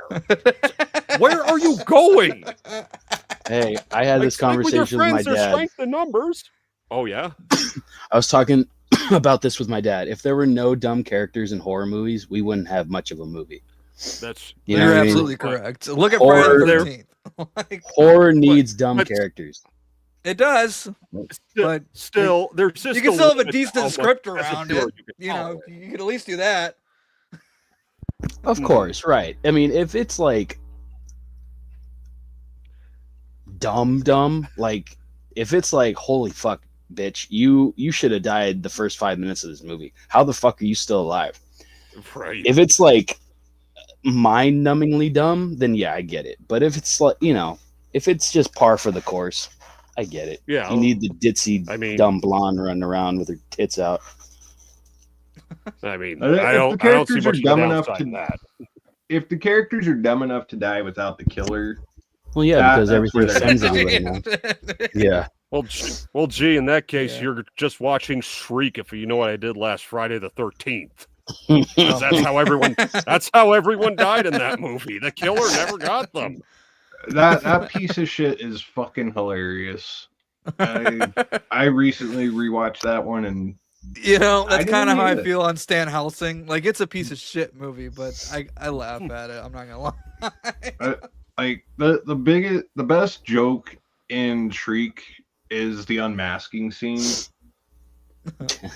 Stupid as it I don't is. think I even saw that. Who the fuck was Dude. the killer in that one? I forgot. It was So, Tom I Arnold, don't wasn't fucking it? remember. Yeah, It was Tom who? Arnold. Tom Arnold played two different characters in that one. Oh, If the that's movie right. sucks enough, we don't have to concern ourselves with spoilers, huh? I forgot about Yeah, that. Oh, no one's gonna Yeah, care. I'll never watch that shit again. It was it's not one I'm eager to rewatch anytime soon. Probably 15 Yeah. years. Be like, I don't remember much about this. Let's see why is it so bad? Dude, that was like Sugar and Spice last night. I rewatched that last night, and I haven't seen it since probably like maybe a couple years after it came out. Mm. Fuck, what a blast from the past. It's amazing that fucking Marley Shelton went on to be Officer Judy. Yeah. Sheriff Judy. But Oh, damn, Woody that had a Peppercorn. great cast. Mina Silveri was in it. Fucking Melissa George was one of the girls. I was like, whoa. I totally Yeah. forgot she was in this. And That's of how course, I James felt Marsden, revisiting the kid's Ready to boyfriend. Rumble a couple months ago. That- I love that rewatching movie. Like, damn. Like, That movie's so fucking stupid, but it's so entertaining. yeah. Especially if you're like a wrestling fan in that era. There's a lot in there you're gonna appreciate. Oh sure. yeah. John Cena's in that movie actually. Yeah. He plays one of the guys working out behind fucking Bill Goldberg when the King goes to try to recruit him. That's right. Huh. Yeah. I see. I didn't know about that until I rewatched it again a couple months ago. I'm like, fucking John Cena. Sure enough. Yeah. I hope your diddly falls black and falls in the crapper. Oh Jesus. Have you ever seen that movie, Danner? Oh no. No. I have not seen that. No, movie. he saw one clip with Rose McGowan and David Arquette going at his bed. And he's like, that was it. He's like, "That's too weird." Foreign objects. Weird.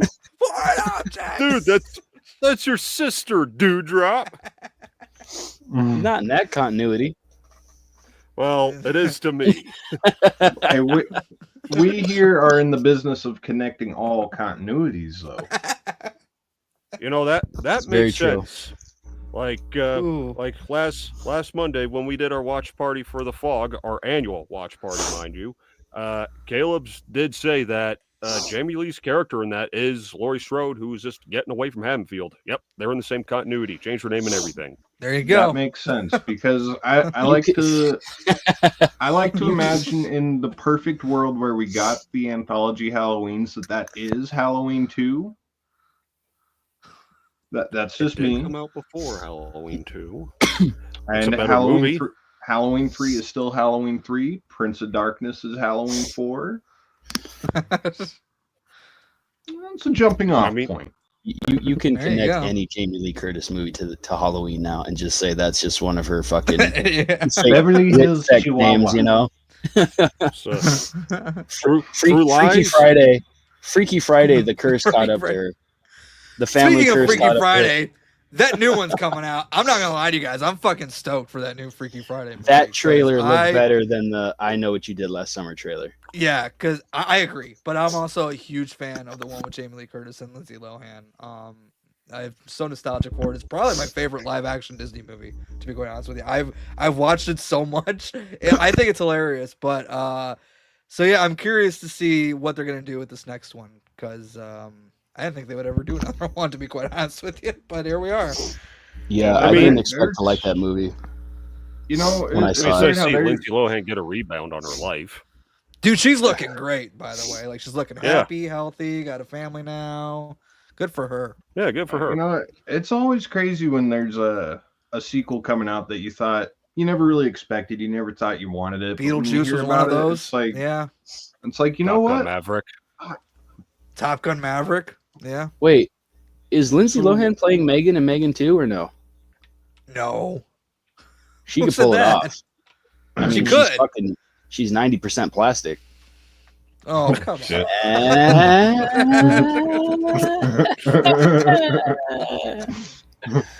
Damn. Oh man. Yeah. Yeah. Ooh. Let's talk about buttered sausage. Talk about buttered sausage, where it comes from, what it does. Why is it doing what it's doing? Get it out of my face. What about buttered sausage? That's not your jam. Is that your thing? You don't like it? It's not my jam. I don't buy jam. I buy honey, and I kiss it on the lips. Sanka, what you smoking? Fucking hell. Oh, that was much needed right there. Very necessary. Yeah. Oh, shit. I mean, Gary Busey's scary. Even No shit. I really don't know how to feel about that clip. Like, it's amusing, but I don't know if I should be entertained, feel bad, or feel terrified. I don't. I heard that wasn't even him. I heard it was a deep fake video. Is that true? I mean, it might be. Who cares? It's still funny. It's a theory. I like to think it's that because And it's something yeah, that I don't Gary wanna Busey see- would actually say, so I'm not going to be surprised. No, I know, but it's like the Bruce Willis thing, you know. Like we've been seeing Gary's decline for a while, but yeah, I'm with Dan. I'm with Dan on that. I like to think that's a deep fake. Yeah. Because I don't want to see him like that. Yeah. I mean, fuck. Unless he just took like a really big dab and he's just fucking stoned off. Right. Which I wouldn't put it past him. But I mean, how underappreciated is Gary? Let's look at his fucking career for a second. Yeah. I mean, god damn. He should have had a lot more recognition than he got. Do you guys remember Let me guess, Ginger Dead Man? Oh. No. Fuck no. Fuck no. Which you can watch on Tubi, by the way. But no. Yeah, all the Full Moon stuff you can watch on there, or at least most Surviving the Game with Ice-T, Rutger Hauer, John C. McGinley, Charles Dutton, Gary Busey, and F. Murray Abraham. No. I haven't seen it, but my brother told me it's a really good fucking movie. This group of rich assholes, quote unquote, hire this homeless guy played by Ice-T to be their guide in the wilderness on their annual hunt. Well, it turns out their annual hunt, they hunt humans. They pick homeless people off the street and they put them out in the fucking wilderness and they hunt them down. It's a really good movie. That has been remade so many times. That concept, it's like a free domain concept. It's like survival of the fittest or whatever. I can't remember what it's called. It was like an old story published like back in the 30s, I think, and I remember reading that back in like 7th or 8th grade. That was some fucking trippy shit, and just hearing the cast in that movie, I'm down to check that out.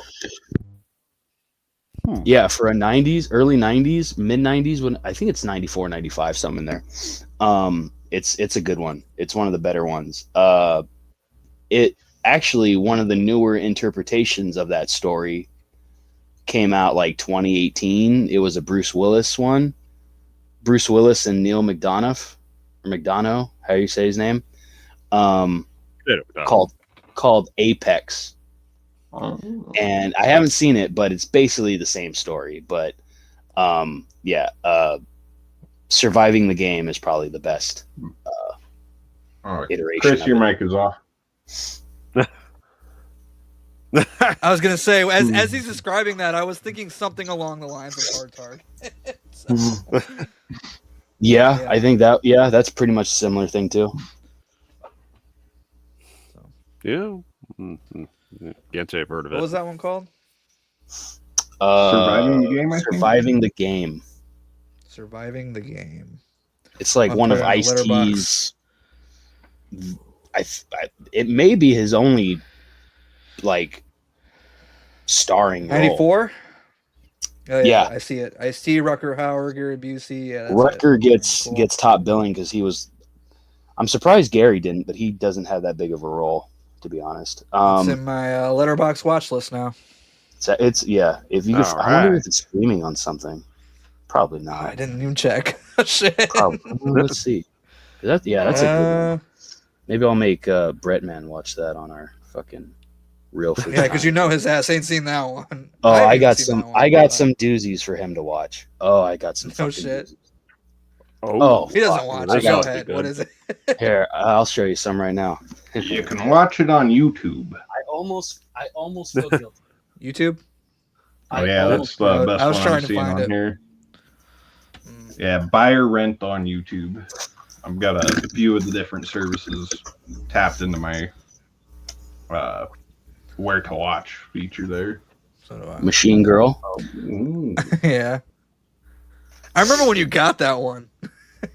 You're like, look at this cover, bro. Tokyo Gore Police.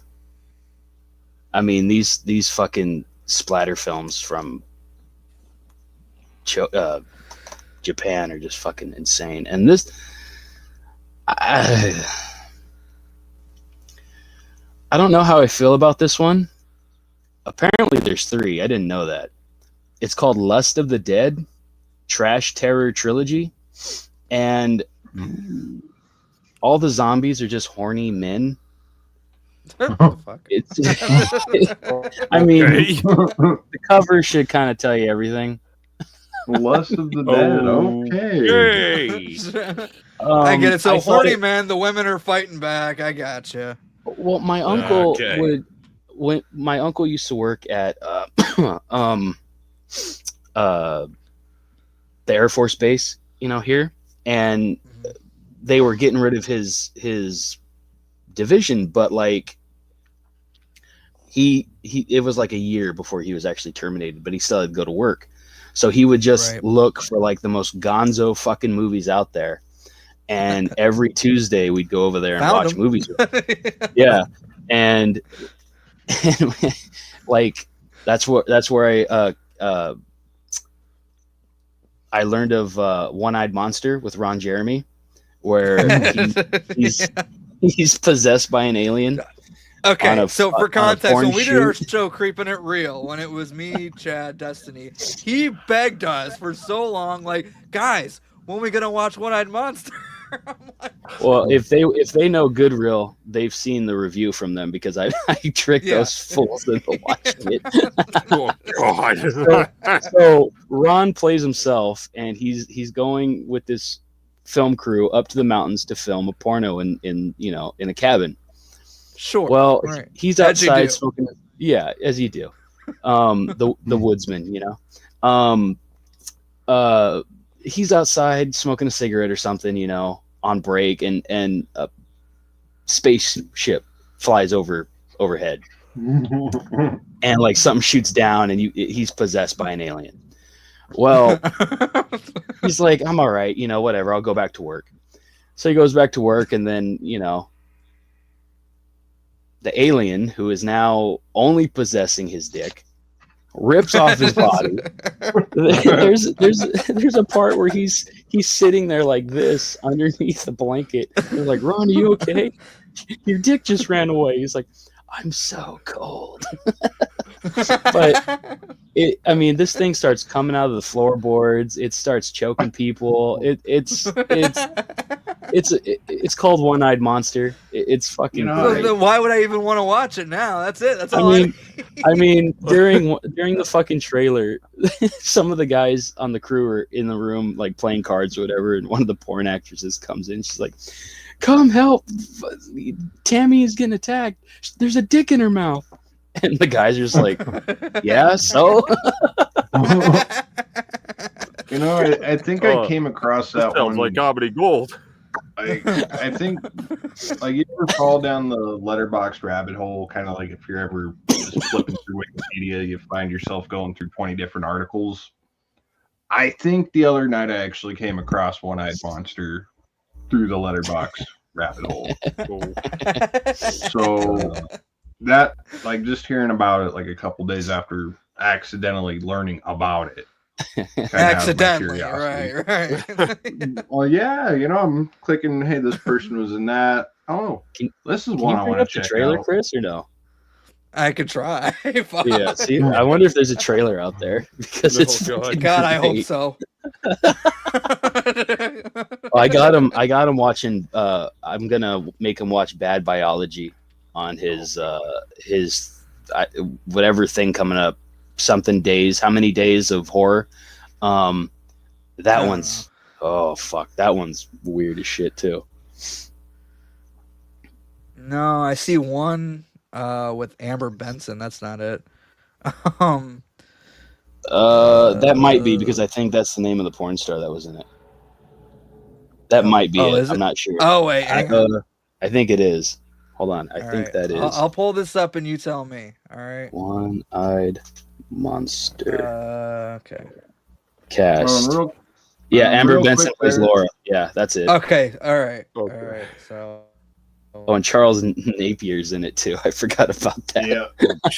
Yeah. Uh-oh. Did he freeze again?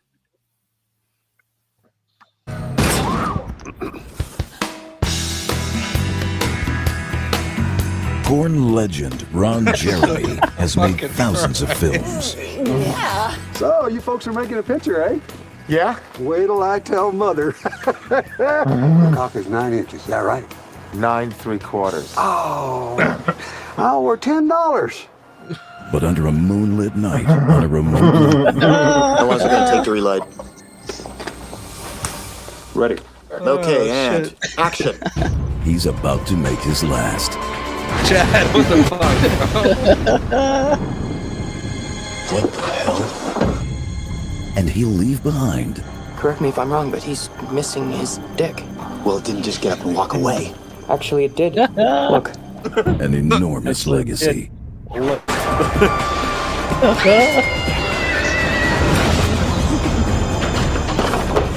There's a dick in Angel's mouth!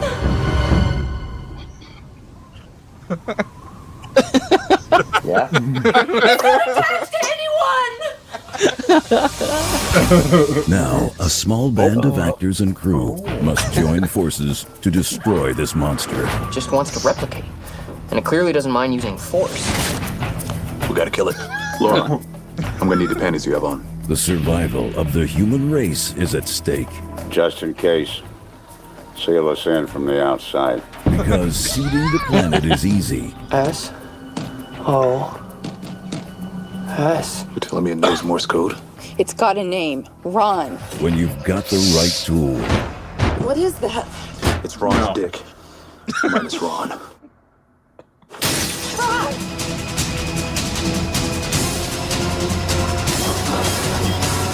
Sweet mother. Anybody see it? I do. One-eyed monster. If you see it coming, you're already dead. Wow. Oh, come on. All right. Fucking sold. As somebody who... Oh, my God. Oh, as God. somebody who genuinely likes Sold. Thanksgiving, as someone who genuinely loves Thanksgiving, I think that's one that's like right up my alley. Oh, my God. Then look that one up and look up Bad Biology from Frank Henenleiter. Hinkenley. Whatever. How the fuck you say his name? Frank. Frank, yeah, Frank. That Frank. Fucking no, fucking what's his name? Bad bio. Can I just talk about how fucking hilarious the whole voiceover thing was for that trailer? Like, go back to a 90s horror film. Like they knew, If you yeah, they see knew it what coming. they were. Yeah, they knew what they were doing. Good. That makes me so happy. Frank Henenlotter. He did Yeah. fucking Basket Case and Brain Damage and Frankenhooker and shit like that. There it is. Yeah. Yeah, just the poster for that one is like kind of uncomfortable looking. It's about sexually unfulfilled people who are drawn together because of their mutated genitalia. Great. What the fuck? Okay. Hey, when I tell you he found some of the Chad, weirdest shit, I'm you're telling a you he's sick, found sick some. man. You blame my uncle. You know, I have no words, man. Yeah, I like. How else do we end the show? If you honey, see it coming, you honey already jam.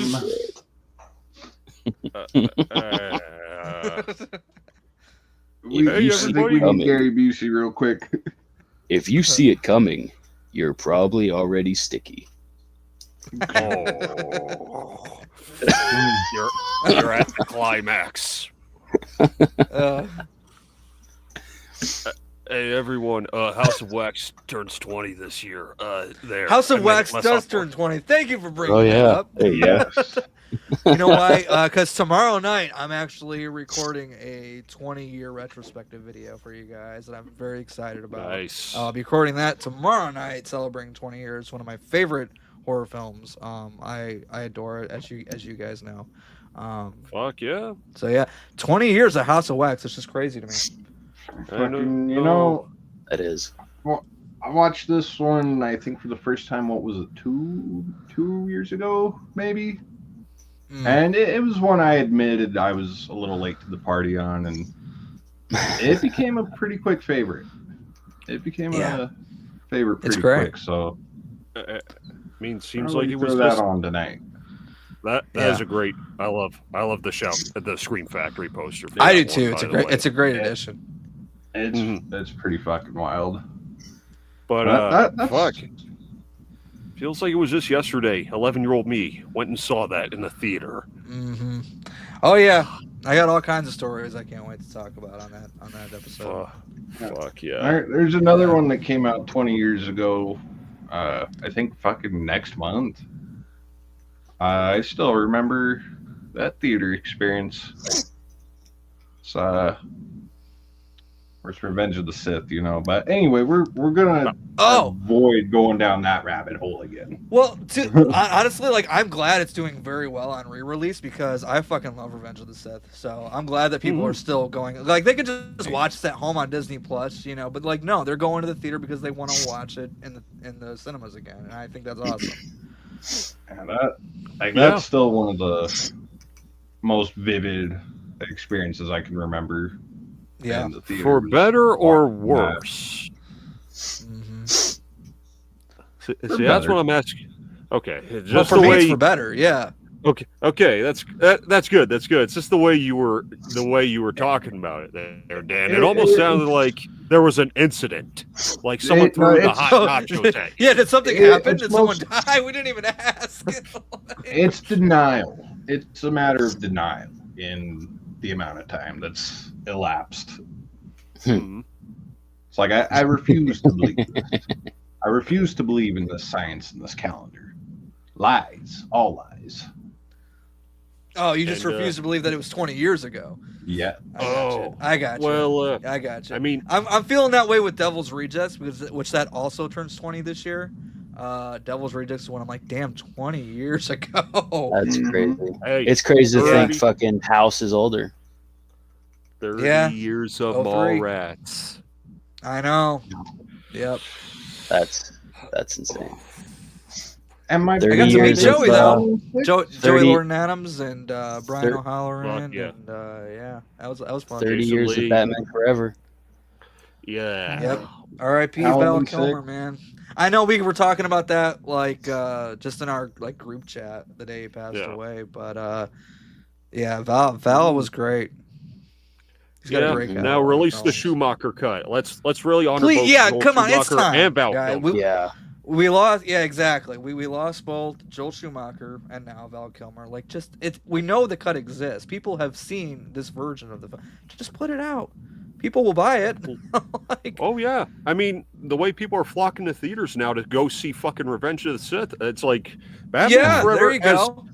I mean, I wouldn't say it's quite gained a cult following, but people like us who grew up with it, like we're talking about it constantly. And the way it was just as big in pop culture, though. Like those fucking McDonald's glasses, the Seal music video. It was one of the most. It was a moment in time for sure. I don't think it's like a cult thing for us. It's like it was something we had growing up. It's like we were the target audience. This is our fucking jam. Oh, for sure, yeah. We were the target audience, and we carry it with us. I mean, if you could get Zack Snyder to get his version of Justice League out there, and if all the footage of Schumacher's True Vision is out there somewhere, just put it out. I mean, the only thing is, would there be some tonal inconsistencies, like during? Like I heard it's a much darker cut of like obviously the theatrical is very fun and whimsical and silly. I heard the Schumacher cut isn't exactly that. I mean, obviously you do have that Jim Carrey stuff going on still, but I think tonally it was very different. Now, okay, we're still talking about Batman Forever, but I don't know if I told you guys this or was it the other guys, but I actually learned something that I always criticize Batman Forever for, and it's the part where the home invasion where Two-Face keeps flipping his coin until he gets tails. Turns out he wasn't just flipping it so he could kill Bruce. No, that coin toss was for every other character. The first one was for Alfred, every person in the second room. one was for Chase, and then Bruce. I did not know that. I always criticized that. It was like that was always a symbol of his morality that still exists. Cheater. But my kind of day. Now, dude, Tommy Lee Jones. Say what you will about him in that movie. I think he's great. Yeah. I can enjoy that. However, I think it would have been more interesting if they still had Jim Carrey do his thing as the Riddler, being Jim Carrey. I think it would have been better if they just offset him a bit by having him be the more serious villain and then have the wacky villain, but they still work once together. Jim Carrey came into the picture, Tommy Lee Jones is like, no, this fucker is not upstage. Tommy, no. Yeah. Yeah, when I rewatched it a couple cannot weeks sanction ago, your buffoonery. Yeah, when I watched it a couple weeks ago, he definitely was trying to outperform Jim.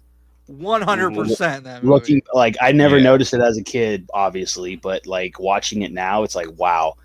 And it's funny because forgot how when hammy he Two-Face and was his in it. goons come in at the fucking Nigma party, and he's like, "You're ruining my big party." Like some of that's genuine.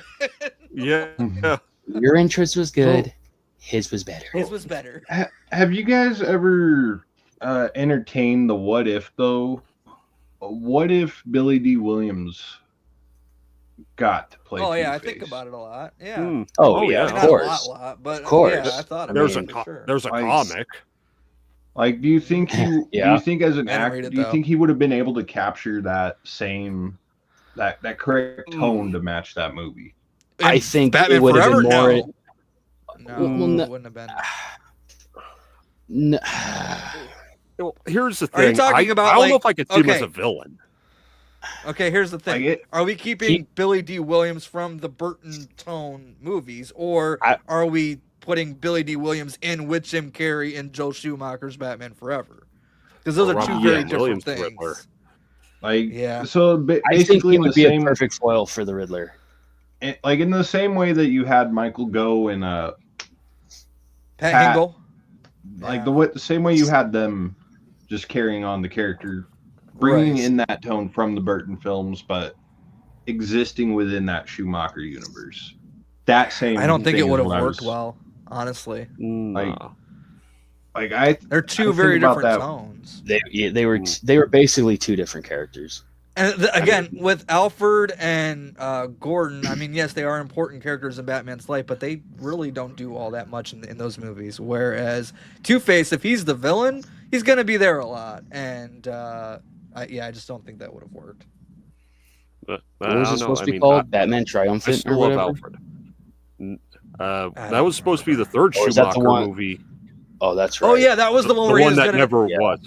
Yeah, okay, so this is why. Nicolas Cage, a so scarecrow. apparently, yeah, it was gonna have the scarecrow, and they wanted to do this big scene at the very end of it where they brought in Jack Nicholson, Danny DeVito, Michelle Pfeiffer, like all his past villains and all the past. I'm like, there's no fucking way you would have been able to pull that off. No fucking way. I wouldn't have liked that because I don't know. I refuse to believe that this George Clooney Batman, who's making public appearances at Is the these same as fucking- Michael Keaton? the guy who stole pictures of that Well- were taken of him. That's not the same character. It's Well, not. Yeah. Yeah. And you can't even try to say multiverse either because it's the same continuity. No. And it's I mean- fuck. I don't know. I mean, I love Nicholson's Joker almost as much as Ledger, but I wouldn't even want to see him go up against. Or I know it was supposed to be like a nightmare sequence brought on by Scarecrow. Right, yeah. But I don't want to see Nicholson with Clooney. I want Keaton there. Yeah. I'm gonna kill you. Maybe he would look in the mirror. Clooney would look in the mirror, and it would be Keaton looking back at him. That would be Dude, cool. that would be fucking dope. dope. That would be some really, that'd be some dark ass shit. If they went down that Okay, road. so I like that I said that with like, I don't know how this is gonna go. Like, I'm into it. Like I'm ready to duck I'm ready to duck and everything, and it's like, you guys are on board with it. Shit, yeah. Yeah. Oh yeah. He's George Clooney looking in the mirror, seeing Michael Keaton, but with the Derek Zoolander inner monologue. Who am I? I don't know. Oh my god. I mean, I still think Gossip Gertie could have enhanced the ending to The Flash when George Clooney showed up. You know what? As much as I can't stand Gossip Gertie, that would have made that ending better. 100%. Yes. There's Bruce Wayne. She was a staple, though. I mean, she was entertaining. She's one of those characters that you just remember for being over the top as fuck. Yeah. Yeah. Well, that's what happens when you're married to the creator. You must be new around here, because in Gotham City, Batman and Robin protect us. Even from plants and flowers. The fucking dialogue in Batman and I Robin remember that. is so fucking. It's a jungle in here. Oh, boy. Fuck. The fucking puns in that movie. Fucking ridiculous. Hey, I still have my own ideas for how they could have made that movie work. Just don't have Ivy and Freeze team up. Have Ivy use Batman Robin to eliminate Freeze, because he's clearly a greater threat to her plan. He wants to freeze the planet. She must repopulate it. Oh, God. Yeah, that didn't make sense. So since we're on the subject here.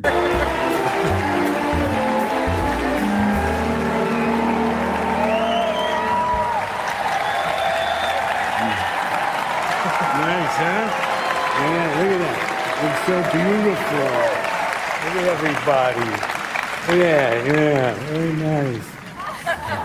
Well, Arnold and I are presenting tonight together for a very obvious reason. We both tried to kill Batman. Yeah. Yeah. Well, we're both trying. I as the Penguin in Batman Returns. And I was Mr. Freeze in Batman and Robin. How did Batman beat you? Robin? Oh, he used my one weakness against me. Heat. Love. Oh. Batman, that son of a bitch. Where is he? Yeah. Is he? I hate him. There he is. He's right here. He's right here. Okay, let's cross the You wall. have the nerve to show your face Yeah, around you here. got, Show your face Son around of a here. You bitch. are a real beak breaker. You guys went around too? I'm gonna see you after the governor's ball. You better believe it. That's Dude, I love cold Keaton's just fucking expression. embracing that shit. What would have made that better if George like, was bring there it and he's on. like, "Oh, look, there's another one." Yeah, nah, he doesn't There's count. another one over there. Yeah, and of course, if Val wasn't That one in, didn't count. Yeah. in such poor health, that would have been cool if he was there too. Oh, look, there's another one, son of a Yeah. bitch. He did get to pop up in Jay and Silent Bob reboot as like Blunt Man, so he did get to play like a Batman-esque character in his later career, which was kind of cool. But Yeah, on that note, too, going back to Top Gun Maverick, which ties in with Val how Kilmer. great was that That was scene? not, with that him? was Yeah. that was Dude, yeah. So I didn't realize how sick he actually was at that time. Like how bad it And, was. like- Uh-huh. Like thinking back to, like, he wasn't playing Iceman there. He was just playing He was himself, Val to Tom. essentially. Yeah. Yeah. Like that was, Yeah, that was a nice even moment. that just And Tom was makes it Tom at that sadder. point. He wasn't Maverick. Right. Right. Exactly. That's the most human Tom's ever been. Absolutely. That's How good was Top Gun? Dude, when Top Gun Maverick was coming, I had no interest. I'm like, yeah, the first one's fine, whatever, but I don't Yeah. care about a fucking sequel. I just don't. Man, was I wrong. Yeah, I Top was gonna say. Gun Maverick it's incredible. Yeah, it was a is. sequel so good it makes me want to go back and watch the original. It's an experience, man. It takes The you along for original's the fucking still- ride. The It's original's cheesy still a as hell. staple. It's It it's a is, but- staple of the 80s. Yeah. But I swear to God, if I have to hear "Take My Breath Away" one more time, I'm gonna lose my shit. It was Tony Scott, not Ridley Scott, right? Or was it Ridley? Correct. It was Tony. Right. It was Tony. Okay, yeah, Tony. It's a staple. Like Chris said, it's cheesy and corny as fuck, but it's a staple. Yeah. There's just something about it. Great balls of fire. Yeah, give me Another that. one that has a great cast. Yeah, it does. Pretty much top to bottom. I mean, even Adrian Pastar, who fucking who's in my favorite vampire movie, Near Dark, pops up in it. Mm-hmm. So many people pop up in it. Tim Robbins plays a fucking, I think Merlin or something like that. 4 times. The goddamn. worst Wow. The worst movie Batman has appeared in. So it's not Justice necessarily League. saying we're. Yeah, Joss Whedon's Justice League, I would probably say. The worst movie or Batman's appeared in. Mm-hmm. The Flash. Ooh. I'll limit this to. The only reason I give the Flash the edge is because it's the Keats. It is Michael Keaton. Ben's in there. Still. George is in there. Yeah. Mm-hmm. Yeah, but they're Flash. they're in the movie for like a minute. You know what I mean? Like Michael Keaton's Flash. got a pretty important role in that one. True. Or the first Suicide Squad. See, I like Suicide Squad. Most people don't agree with me. That's fine. I get it. I'll die on that hill alone. No problem. But look, I'm not saying it's a great movie, but it's a damn fun movie. I enjoy watching it. I do. Now that is a discussion for another time, boy. Well, yeah, it is because David Ayer made a Honestly, completely different movie that the studio agree with fucking that. gutted. Yeah. That's because, like the last time Will Smith was likable. Well, that too. Before he ate all that spaghetti. Yeah, David Ayer, remember he that made a radio completely different movie because if you watch like that first Comic-Con footage that they ever showed, it's a very dark, it's a very like heavy, like it looks like scary movie. And then they did the Bohemian Rhapsody trailer and the studio saw how successful that trailer was a hit and they're like, let's go in and do that the whole movie now. So like I wanted the Ayer cut of Suicide Squad long before I ever wanted a Snyder cut for Justice League. I'm like, because there's so much in Suicide Squad that's not in the theatrical film. I know a lot of Jared Leto stuff got cut out. He's like, look, my Joker wasn't that bad. You just gotta trust me. Because there's so much that's not in the movie at all that I did, and I want to believe him. I do want to give him the benefit of the doubt there because, it didn't make Jared Leto look good. No. So, and again, if we see his little cameo in Zack Snyder Justice League, like for the minute he's in it, he's great. It's not it. Yeah. So, I don't know. I still want to see that Ayer cut of Suicide Squad. Yeah, perhaps, but I don't know if that'll ever happen though. Probably not.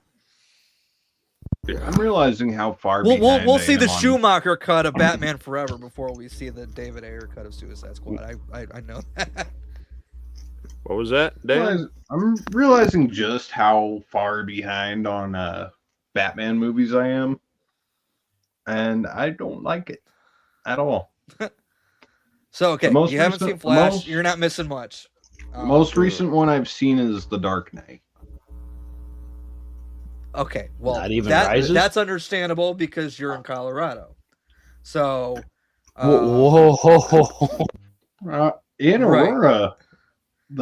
Aurora, in Colorado, 2012, Dark Knight Rises. I completely understand where he's coming from on this, but yeah, there are movies after that you can go watch.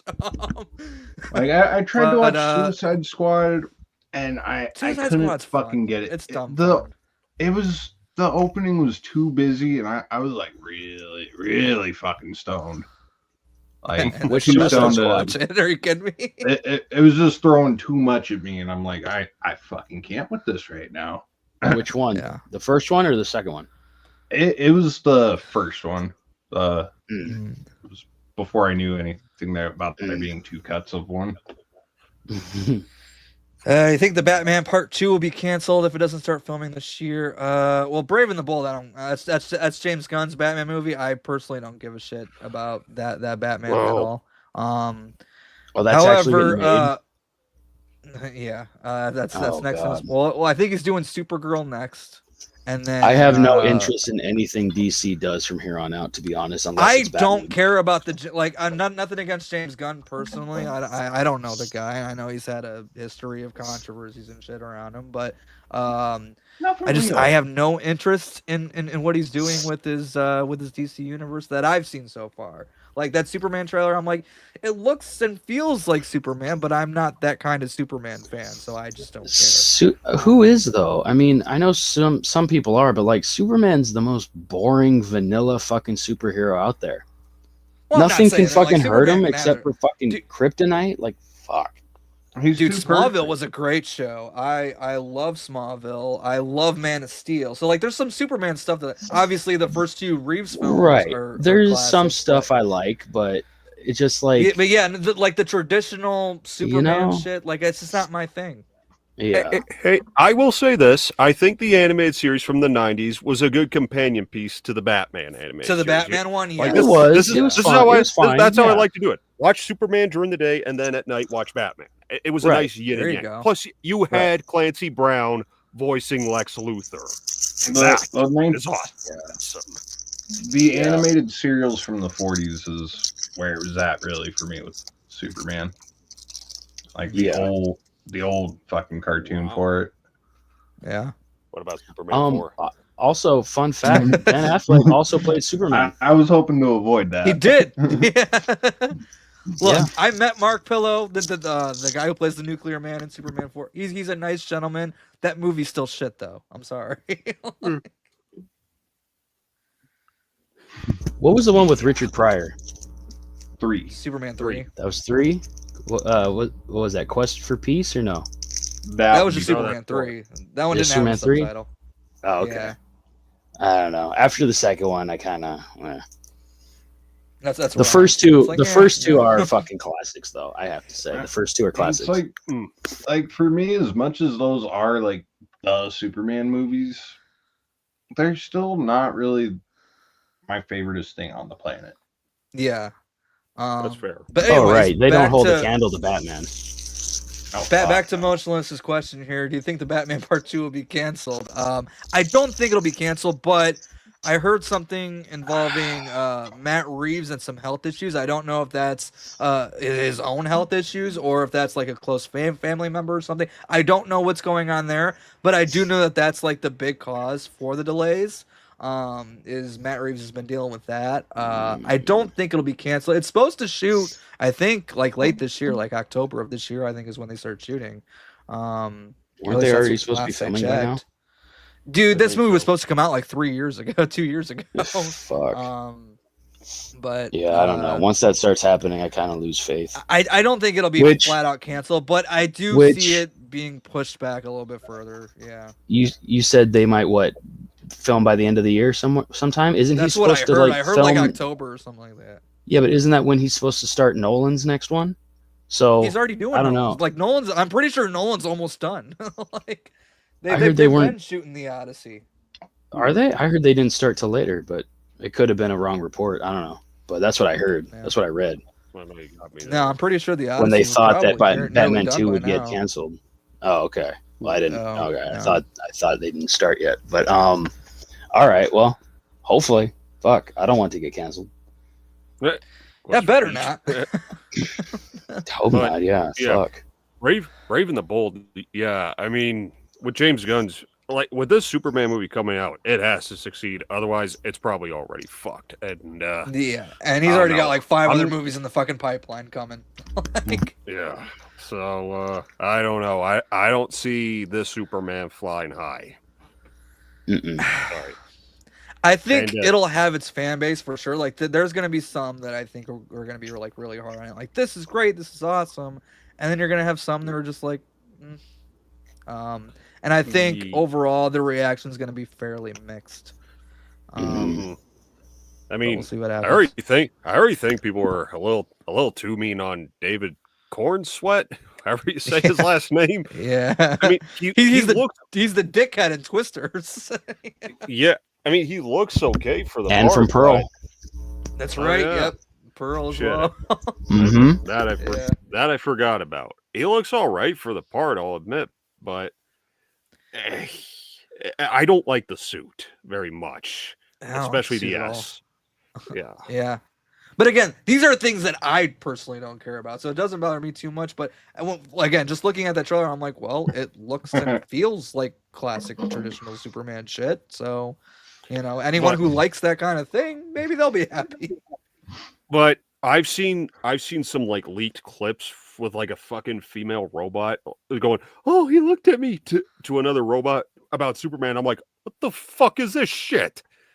So I think they're saying like, oh, Superman, all these other heroes, Green Lantern, Hawker, whoever the fuck they're bringing in to these fucking movies, they're like, oh yeah, they've been established. Everyone knows who they are already. And I was like, you're gonna start like that? I don't think it's the wisest decision, but okay. Yeah, aren't we getting Guy Gardner as the Green Lantern? Like what? I think so. I don't fucking know. I'm not really following the Superman movie all that closely, to be honest with you. But yeah, I think I saw something like that.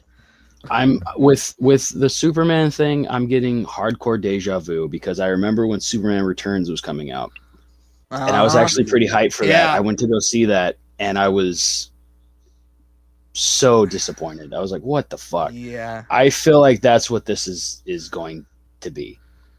Well, it's going to be more strongish eventful, that's trailer. for sure. Well, I mean, dude, Superman Returns was eventful. If you remember, like that was a kind of a big deal. It's like, holy fuck, we're getting Superman back? Like what? Well, I just meant like it's going to be very action heavy, where Superman Returns really isn't. Yeah, but I feel like I don't know. I just feel like it's still going to be a disappointment. Anything DC does is going to be a disappointment. Honestly, it's again outside of like the Matt Reeves Batman universe. Like I'll just stick with that stuff right now because that stuff is great so far. Like the Penguin was fantastic. The Batman movie I think is great. Well, Batman and that's shouldn't the even Batman be a part world of that I DC. want to. Like that's the Batman world that I want to be in, and that I want more of. Whatever James Gunn's doing, like he can go do his thing over there. It's not for me. Yeah. I don't know. It's hard for me to get hyped for these big blockbusters. I don't think are going to do too well anymore.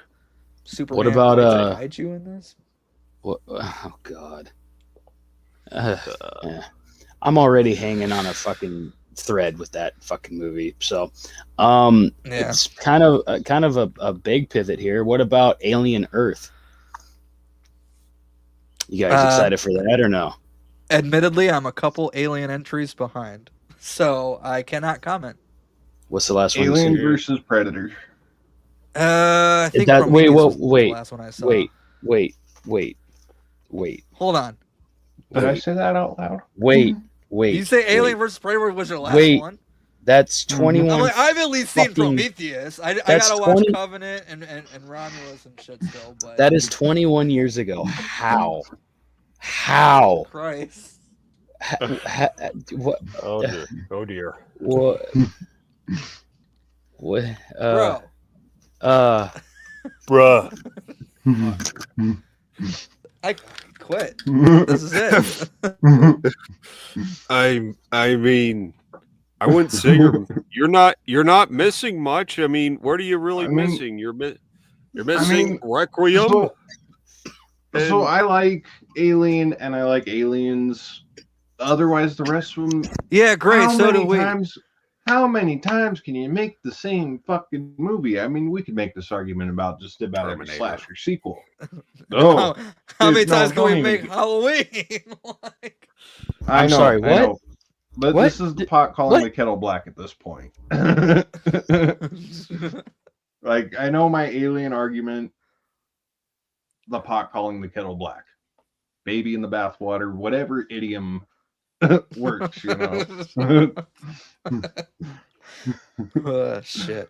But yeah, no, I think for Superman though, I threw something here in the chat. The Superman suit could be fixed with crypto nips.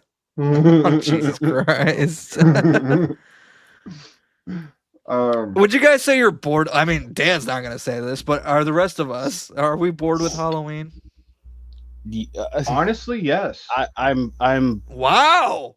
Contractually obligated not to comment on that. So, well, obviously, right? Because for obvious reasons. like for shits and giggles last week. Okay, so looking at just like the main studio franchise here, are you bored of that? Yes. Very. Okay. No, honestly, no. I'll say that because I'll say that about all the big ones. That Friday, Halloween, Nightmare, and Child's Play. Yep. If you do it right, I don't care. But Halloween, if they do come back, they have a I kind of want Jamie them Lee to Curtis follow. this time. Right. Like she I don't mind if she stays on board as like a producer, executive producer, whatever. But like I swear to God, if I see the Michael Myers, Laurie Strode storyline one more time, I'm gonna lose it. Right. I'm so over it. Yeah. If let her ride off into the sunset like she was meant to. Yeah, and I love Jamie Lee Curtis. I love the Laurie Strode character, of course, but I'm just it's like it's if they decide to still involve the Strodes, give it to fucking Allison. Continue it from there. You know, I read something the other day that people are coming up with a fan theory that she was pregnant. Yeah, I saw that shit. I'm just, whatever. No. As much as I like Halloween 6, that is going way too into Halloween 6 territory. Yeah, but let's not.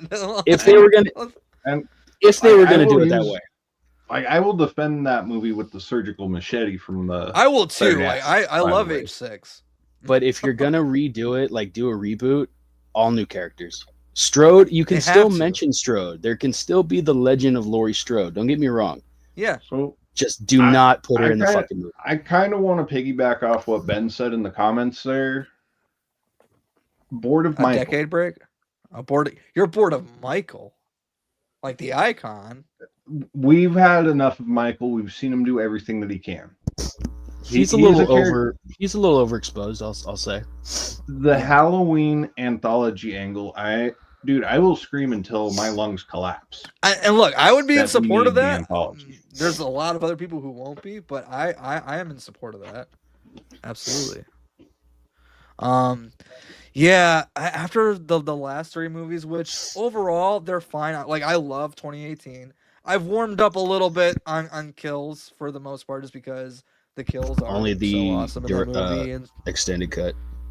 Yeah.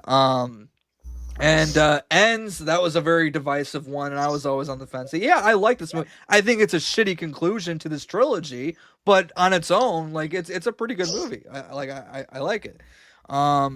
But yeah, I just need a break. I'd like to meet the guy who was in charge of marketing for that movie. Hey man, no shit. Do we need the Gary Busey ad? Do we need the Gary Busey clip again? Oh no, I just want to ask him, like, hey man, what drug or combination of drugs did you take to come up with that shit? Like I get like, hey, there's certain parts of the movie that we don't want to reveal to the public and we want to keep it. I get that, that's cool, but when you flat out mislead your audience like that, and you have this 3-movie buildup that you're doing, and that's what you deliver, expect some pushback. It made a joke of Karen's death. It's almost like it didn't even fucking matter, dude. Like I swear to God, like it didn't even happen. Yeah, it's like here's such a fucking moment at the. I'll give Kills that. I was not expecting that at all. That shocked the fuck out of me when I saw it. That was, and a I was good like, ending. I'm like, that's got to be a dream. That's got to be a nightmare. Laurie's having a nightmare right now, and then again, if you watch the extended version, and you got that little "I'm coming for you, Michael," and then we just fucking, and then you go from that to Halloween. What again? I say the extended version because that's the one you typically get when you buy like the Blu-ray and the digital. Yeah. And all that stuff. Like that's the typically the one you get. And if you have the choice on the disc to watch it, that's what I'm saying. Give me more. Give me fucking more. Yeah. You know? So going from kills to ends was, again, it was a big risk. I enjoyed the movie for what it was, but as a conclusion to the trilogy, they missed the mark. What was the reason? Didn't the script fucking leak or something? What was the reason behind that? Or the reason they gave? It's like where Scream is at now. There's so many rumors and whispers about all different shit that I don't know what's true and what's not anymore at this point. I don't really look that deep into it. It's like, it's just internet, whatever. I'm so scared for Scream 7. Fuck. And that's my franchise. God damn. Yeah, look, I'm excited for it. I don't know what the fuck they're gonna do, and I am nervous about that. But in terms of fan service, I think I'll be serviced. So, but in terms of good movie, that I don't know. I mean, this there might was be fans. Scream's first. I don't want to say flop because it's not gonna flop, but it might be their first dud. I think. There was fan service in The For me. Predator, but that didn't make that a good movie. That's true. There was fan service, and then like, what the fuck is this? What, this piece of shit you mean? Yeah. I do enjoy that movie. I do enjoy parts of it. I should say, not everything, because what the fuck. But Well, I Dan's did only enjoy. seen up to Alien versus Predator, so That also applies to the Predator franchise. You saw the guilty look. yeah, huh? I kind of put two and two together there. I did enjoy the Loonies. And I wish we got more of them, but I liked it for what we got.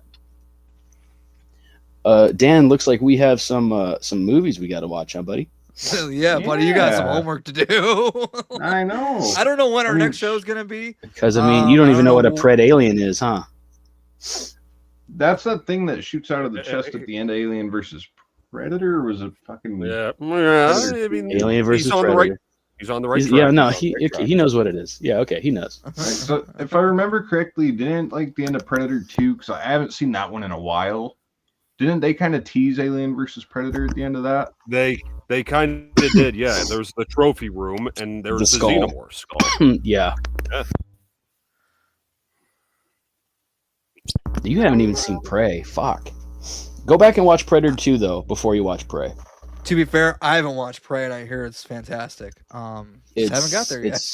Prey's pretty good. That's why I'm like hella conflicted on a few of those right now, because it's like I just remember Alien versus Predator was pretty freaking mid. Like, You don't. God, I'm well, talking like other a- than the pretty freaking mid. Honestly, the Alien versus Predator movies and the Predator, and probably maybe Covenant would probably. Huh? Like I heard both franchises have gotten a bit on track with the last couple entries each. Yeah, that's what I've heard too. Because I'm a couple behind myself. There's a couple in there. Romulus is okay. It wasn't the best one I've seen, but it wasn't bad. It was just It was decent, but Yeah. I don't know. I didn't love that like everyone else did. I think everyone got too into the whole, okay, it went back to its roots and wasn't this pretentious bore fest that the Prometheus movies were. Right. Right. It's yeah, don't let that cloud your judgment too much. It was just it was fine, but it still had the member berries, and I hate the member berries. Yeah, you only want like a pinch at a time, Make a snack of the member berries, not a fucking full meal. I will say one decision from Romulus still has me scratching my head, but Okay, so I haven't seen the movie, but I'm pretty sure I know what you're I think you know what I'm referring to, talking just based on about. based on the controversy around it, yeah, I think I know exactly where you're going with that. Yeah. That was the Again, only I one. have It's no like, comment. I really? haven't seen it, so Like, okay, that's cool. You could have done your own thing there, but yeah, all right. Yeah. Oh boy. Yeah. Gents. What you guys got going on coming up? Okay. I think this Saturday. Hopefully, if Caleb gets our intro and outro stories done by then, I believe we will be wrapping up our Lord of the Rings watch party series. I'm wearing the One Ring right here.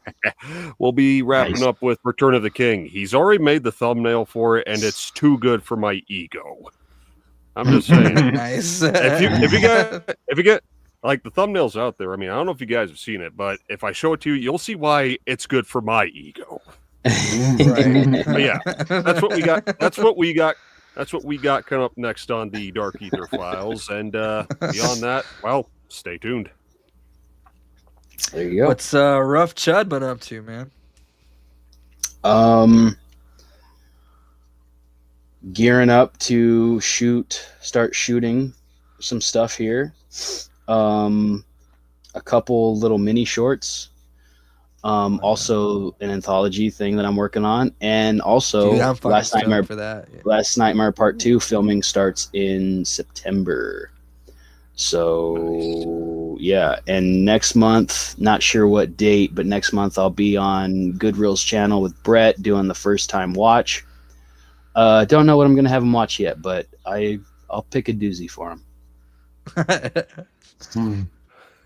He will get cultured. Get an Australian movie. Get an Australian movie. A good Australian movie. I'm sure there's something out there. Boar's one. Next. Yep. Boar. Boar's a good one. That's actually a pretty good one. Uncle Filthy, what's going on at the Department of Fear down there?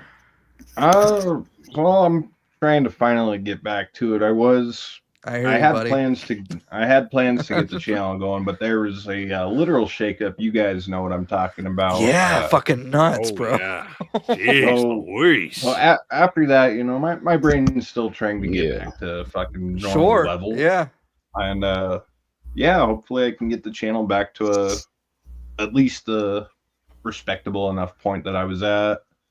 I definitely want to get my indie projects rolling again. Kind of had the dog scream stirrer on the back burner, right? I just because I've relocated, I don't know how I feel going forward with it, because it was very much of where I was at the time, so it just doesn't feel like But it was fun working on what I had going there. But I do have other project ideas that I want to get going. Do it as a short story, dude. You can always retool it. Yeah, I mean, I did have it like I think the script for that was like 30 pages, so that would be a half hour. But for what I wanted to convey, I still felt like that was too long. Like, 'cause I looked back at it like a couple weeks ago, and I'm like, I don't know, I'm not really feeling this at this point. But I do have a few other ones that are definitely shit I want to work on. Got a home invasion script in the works, and that one that one's going in some dark places, so I kind of like how that's coming. I'm actually kind of digging this one that I just wrote. It's like a mini short, and me and my friend Sammy, who I'm doing a lot of projects with, we read through it last night, and she's like, this should be a feature. So we're like, all right, maybe. So we're going to film it and see if it's successful, or see if people have enough interest in it. And if so, it might be a feature, but it's something way different than I've done. It's not horror. It's not action, not sci-fi. It's a drama. And oh shit. Yeah. Some of the stuff is taking from like real experiences lately. Right. I'll tell you guys off screen, but sure. It's something that is going to be pretty close to the chest. Yeah. Yeah. So if it works, I'm kind of excited for it, but we'll see. I want to do the short as like a proof of concept first to see. Right. So yeah. I was going to mention it, but I thought, fuck it. Fuck it, man. I'm excited for you. Hell yeah. You got a lot of shit coming up. As for this channel, as I said, we're gonna try getting in the swing of things again. It's been a while. I got some pre-recorded stuff I want to do. I got some live show ideas that I want to do. It's just a matter of finding time, getting everybody together, and then we'll do them. But there is a merch shop if you guys want to get t-shirts. So I didn't show off any tonight. I did get a couple samples in of some of the new merch. And also sign up. I'm never gonna ask anybody to fucking, hey, give me your money. No, I don't care. Super chats, memberships, that's all optional. They're there if you want to use them, but yeah, no, I'm not gonna sit on here every stream and be like, go buy a channel membership. Like you either are or you aren't, and that's fine.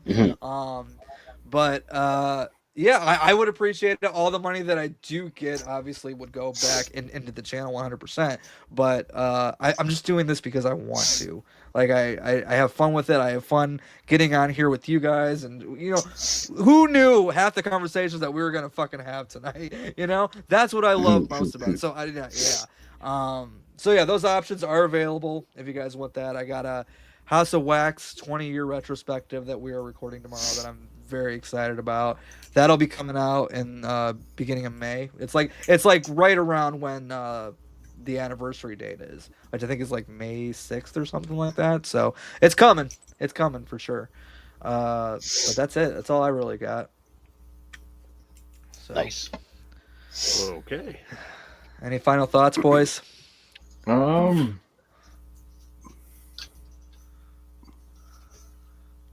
save it for another show.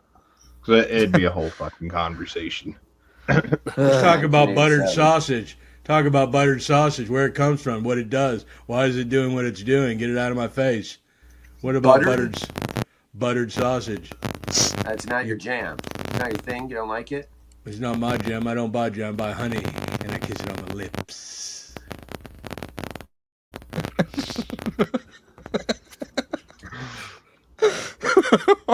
Dude, it's gonna be like the Mac and Me clip where every time you see it, the funnier it's gonna be. It's a roller coaster of emotions, man. you go through the whole fucking spectrum of feelings. Fear, joy, and misery all rolled into one. Like concern not only for him but for myself. It's like all right, it's time to call it. I think we gotta call it.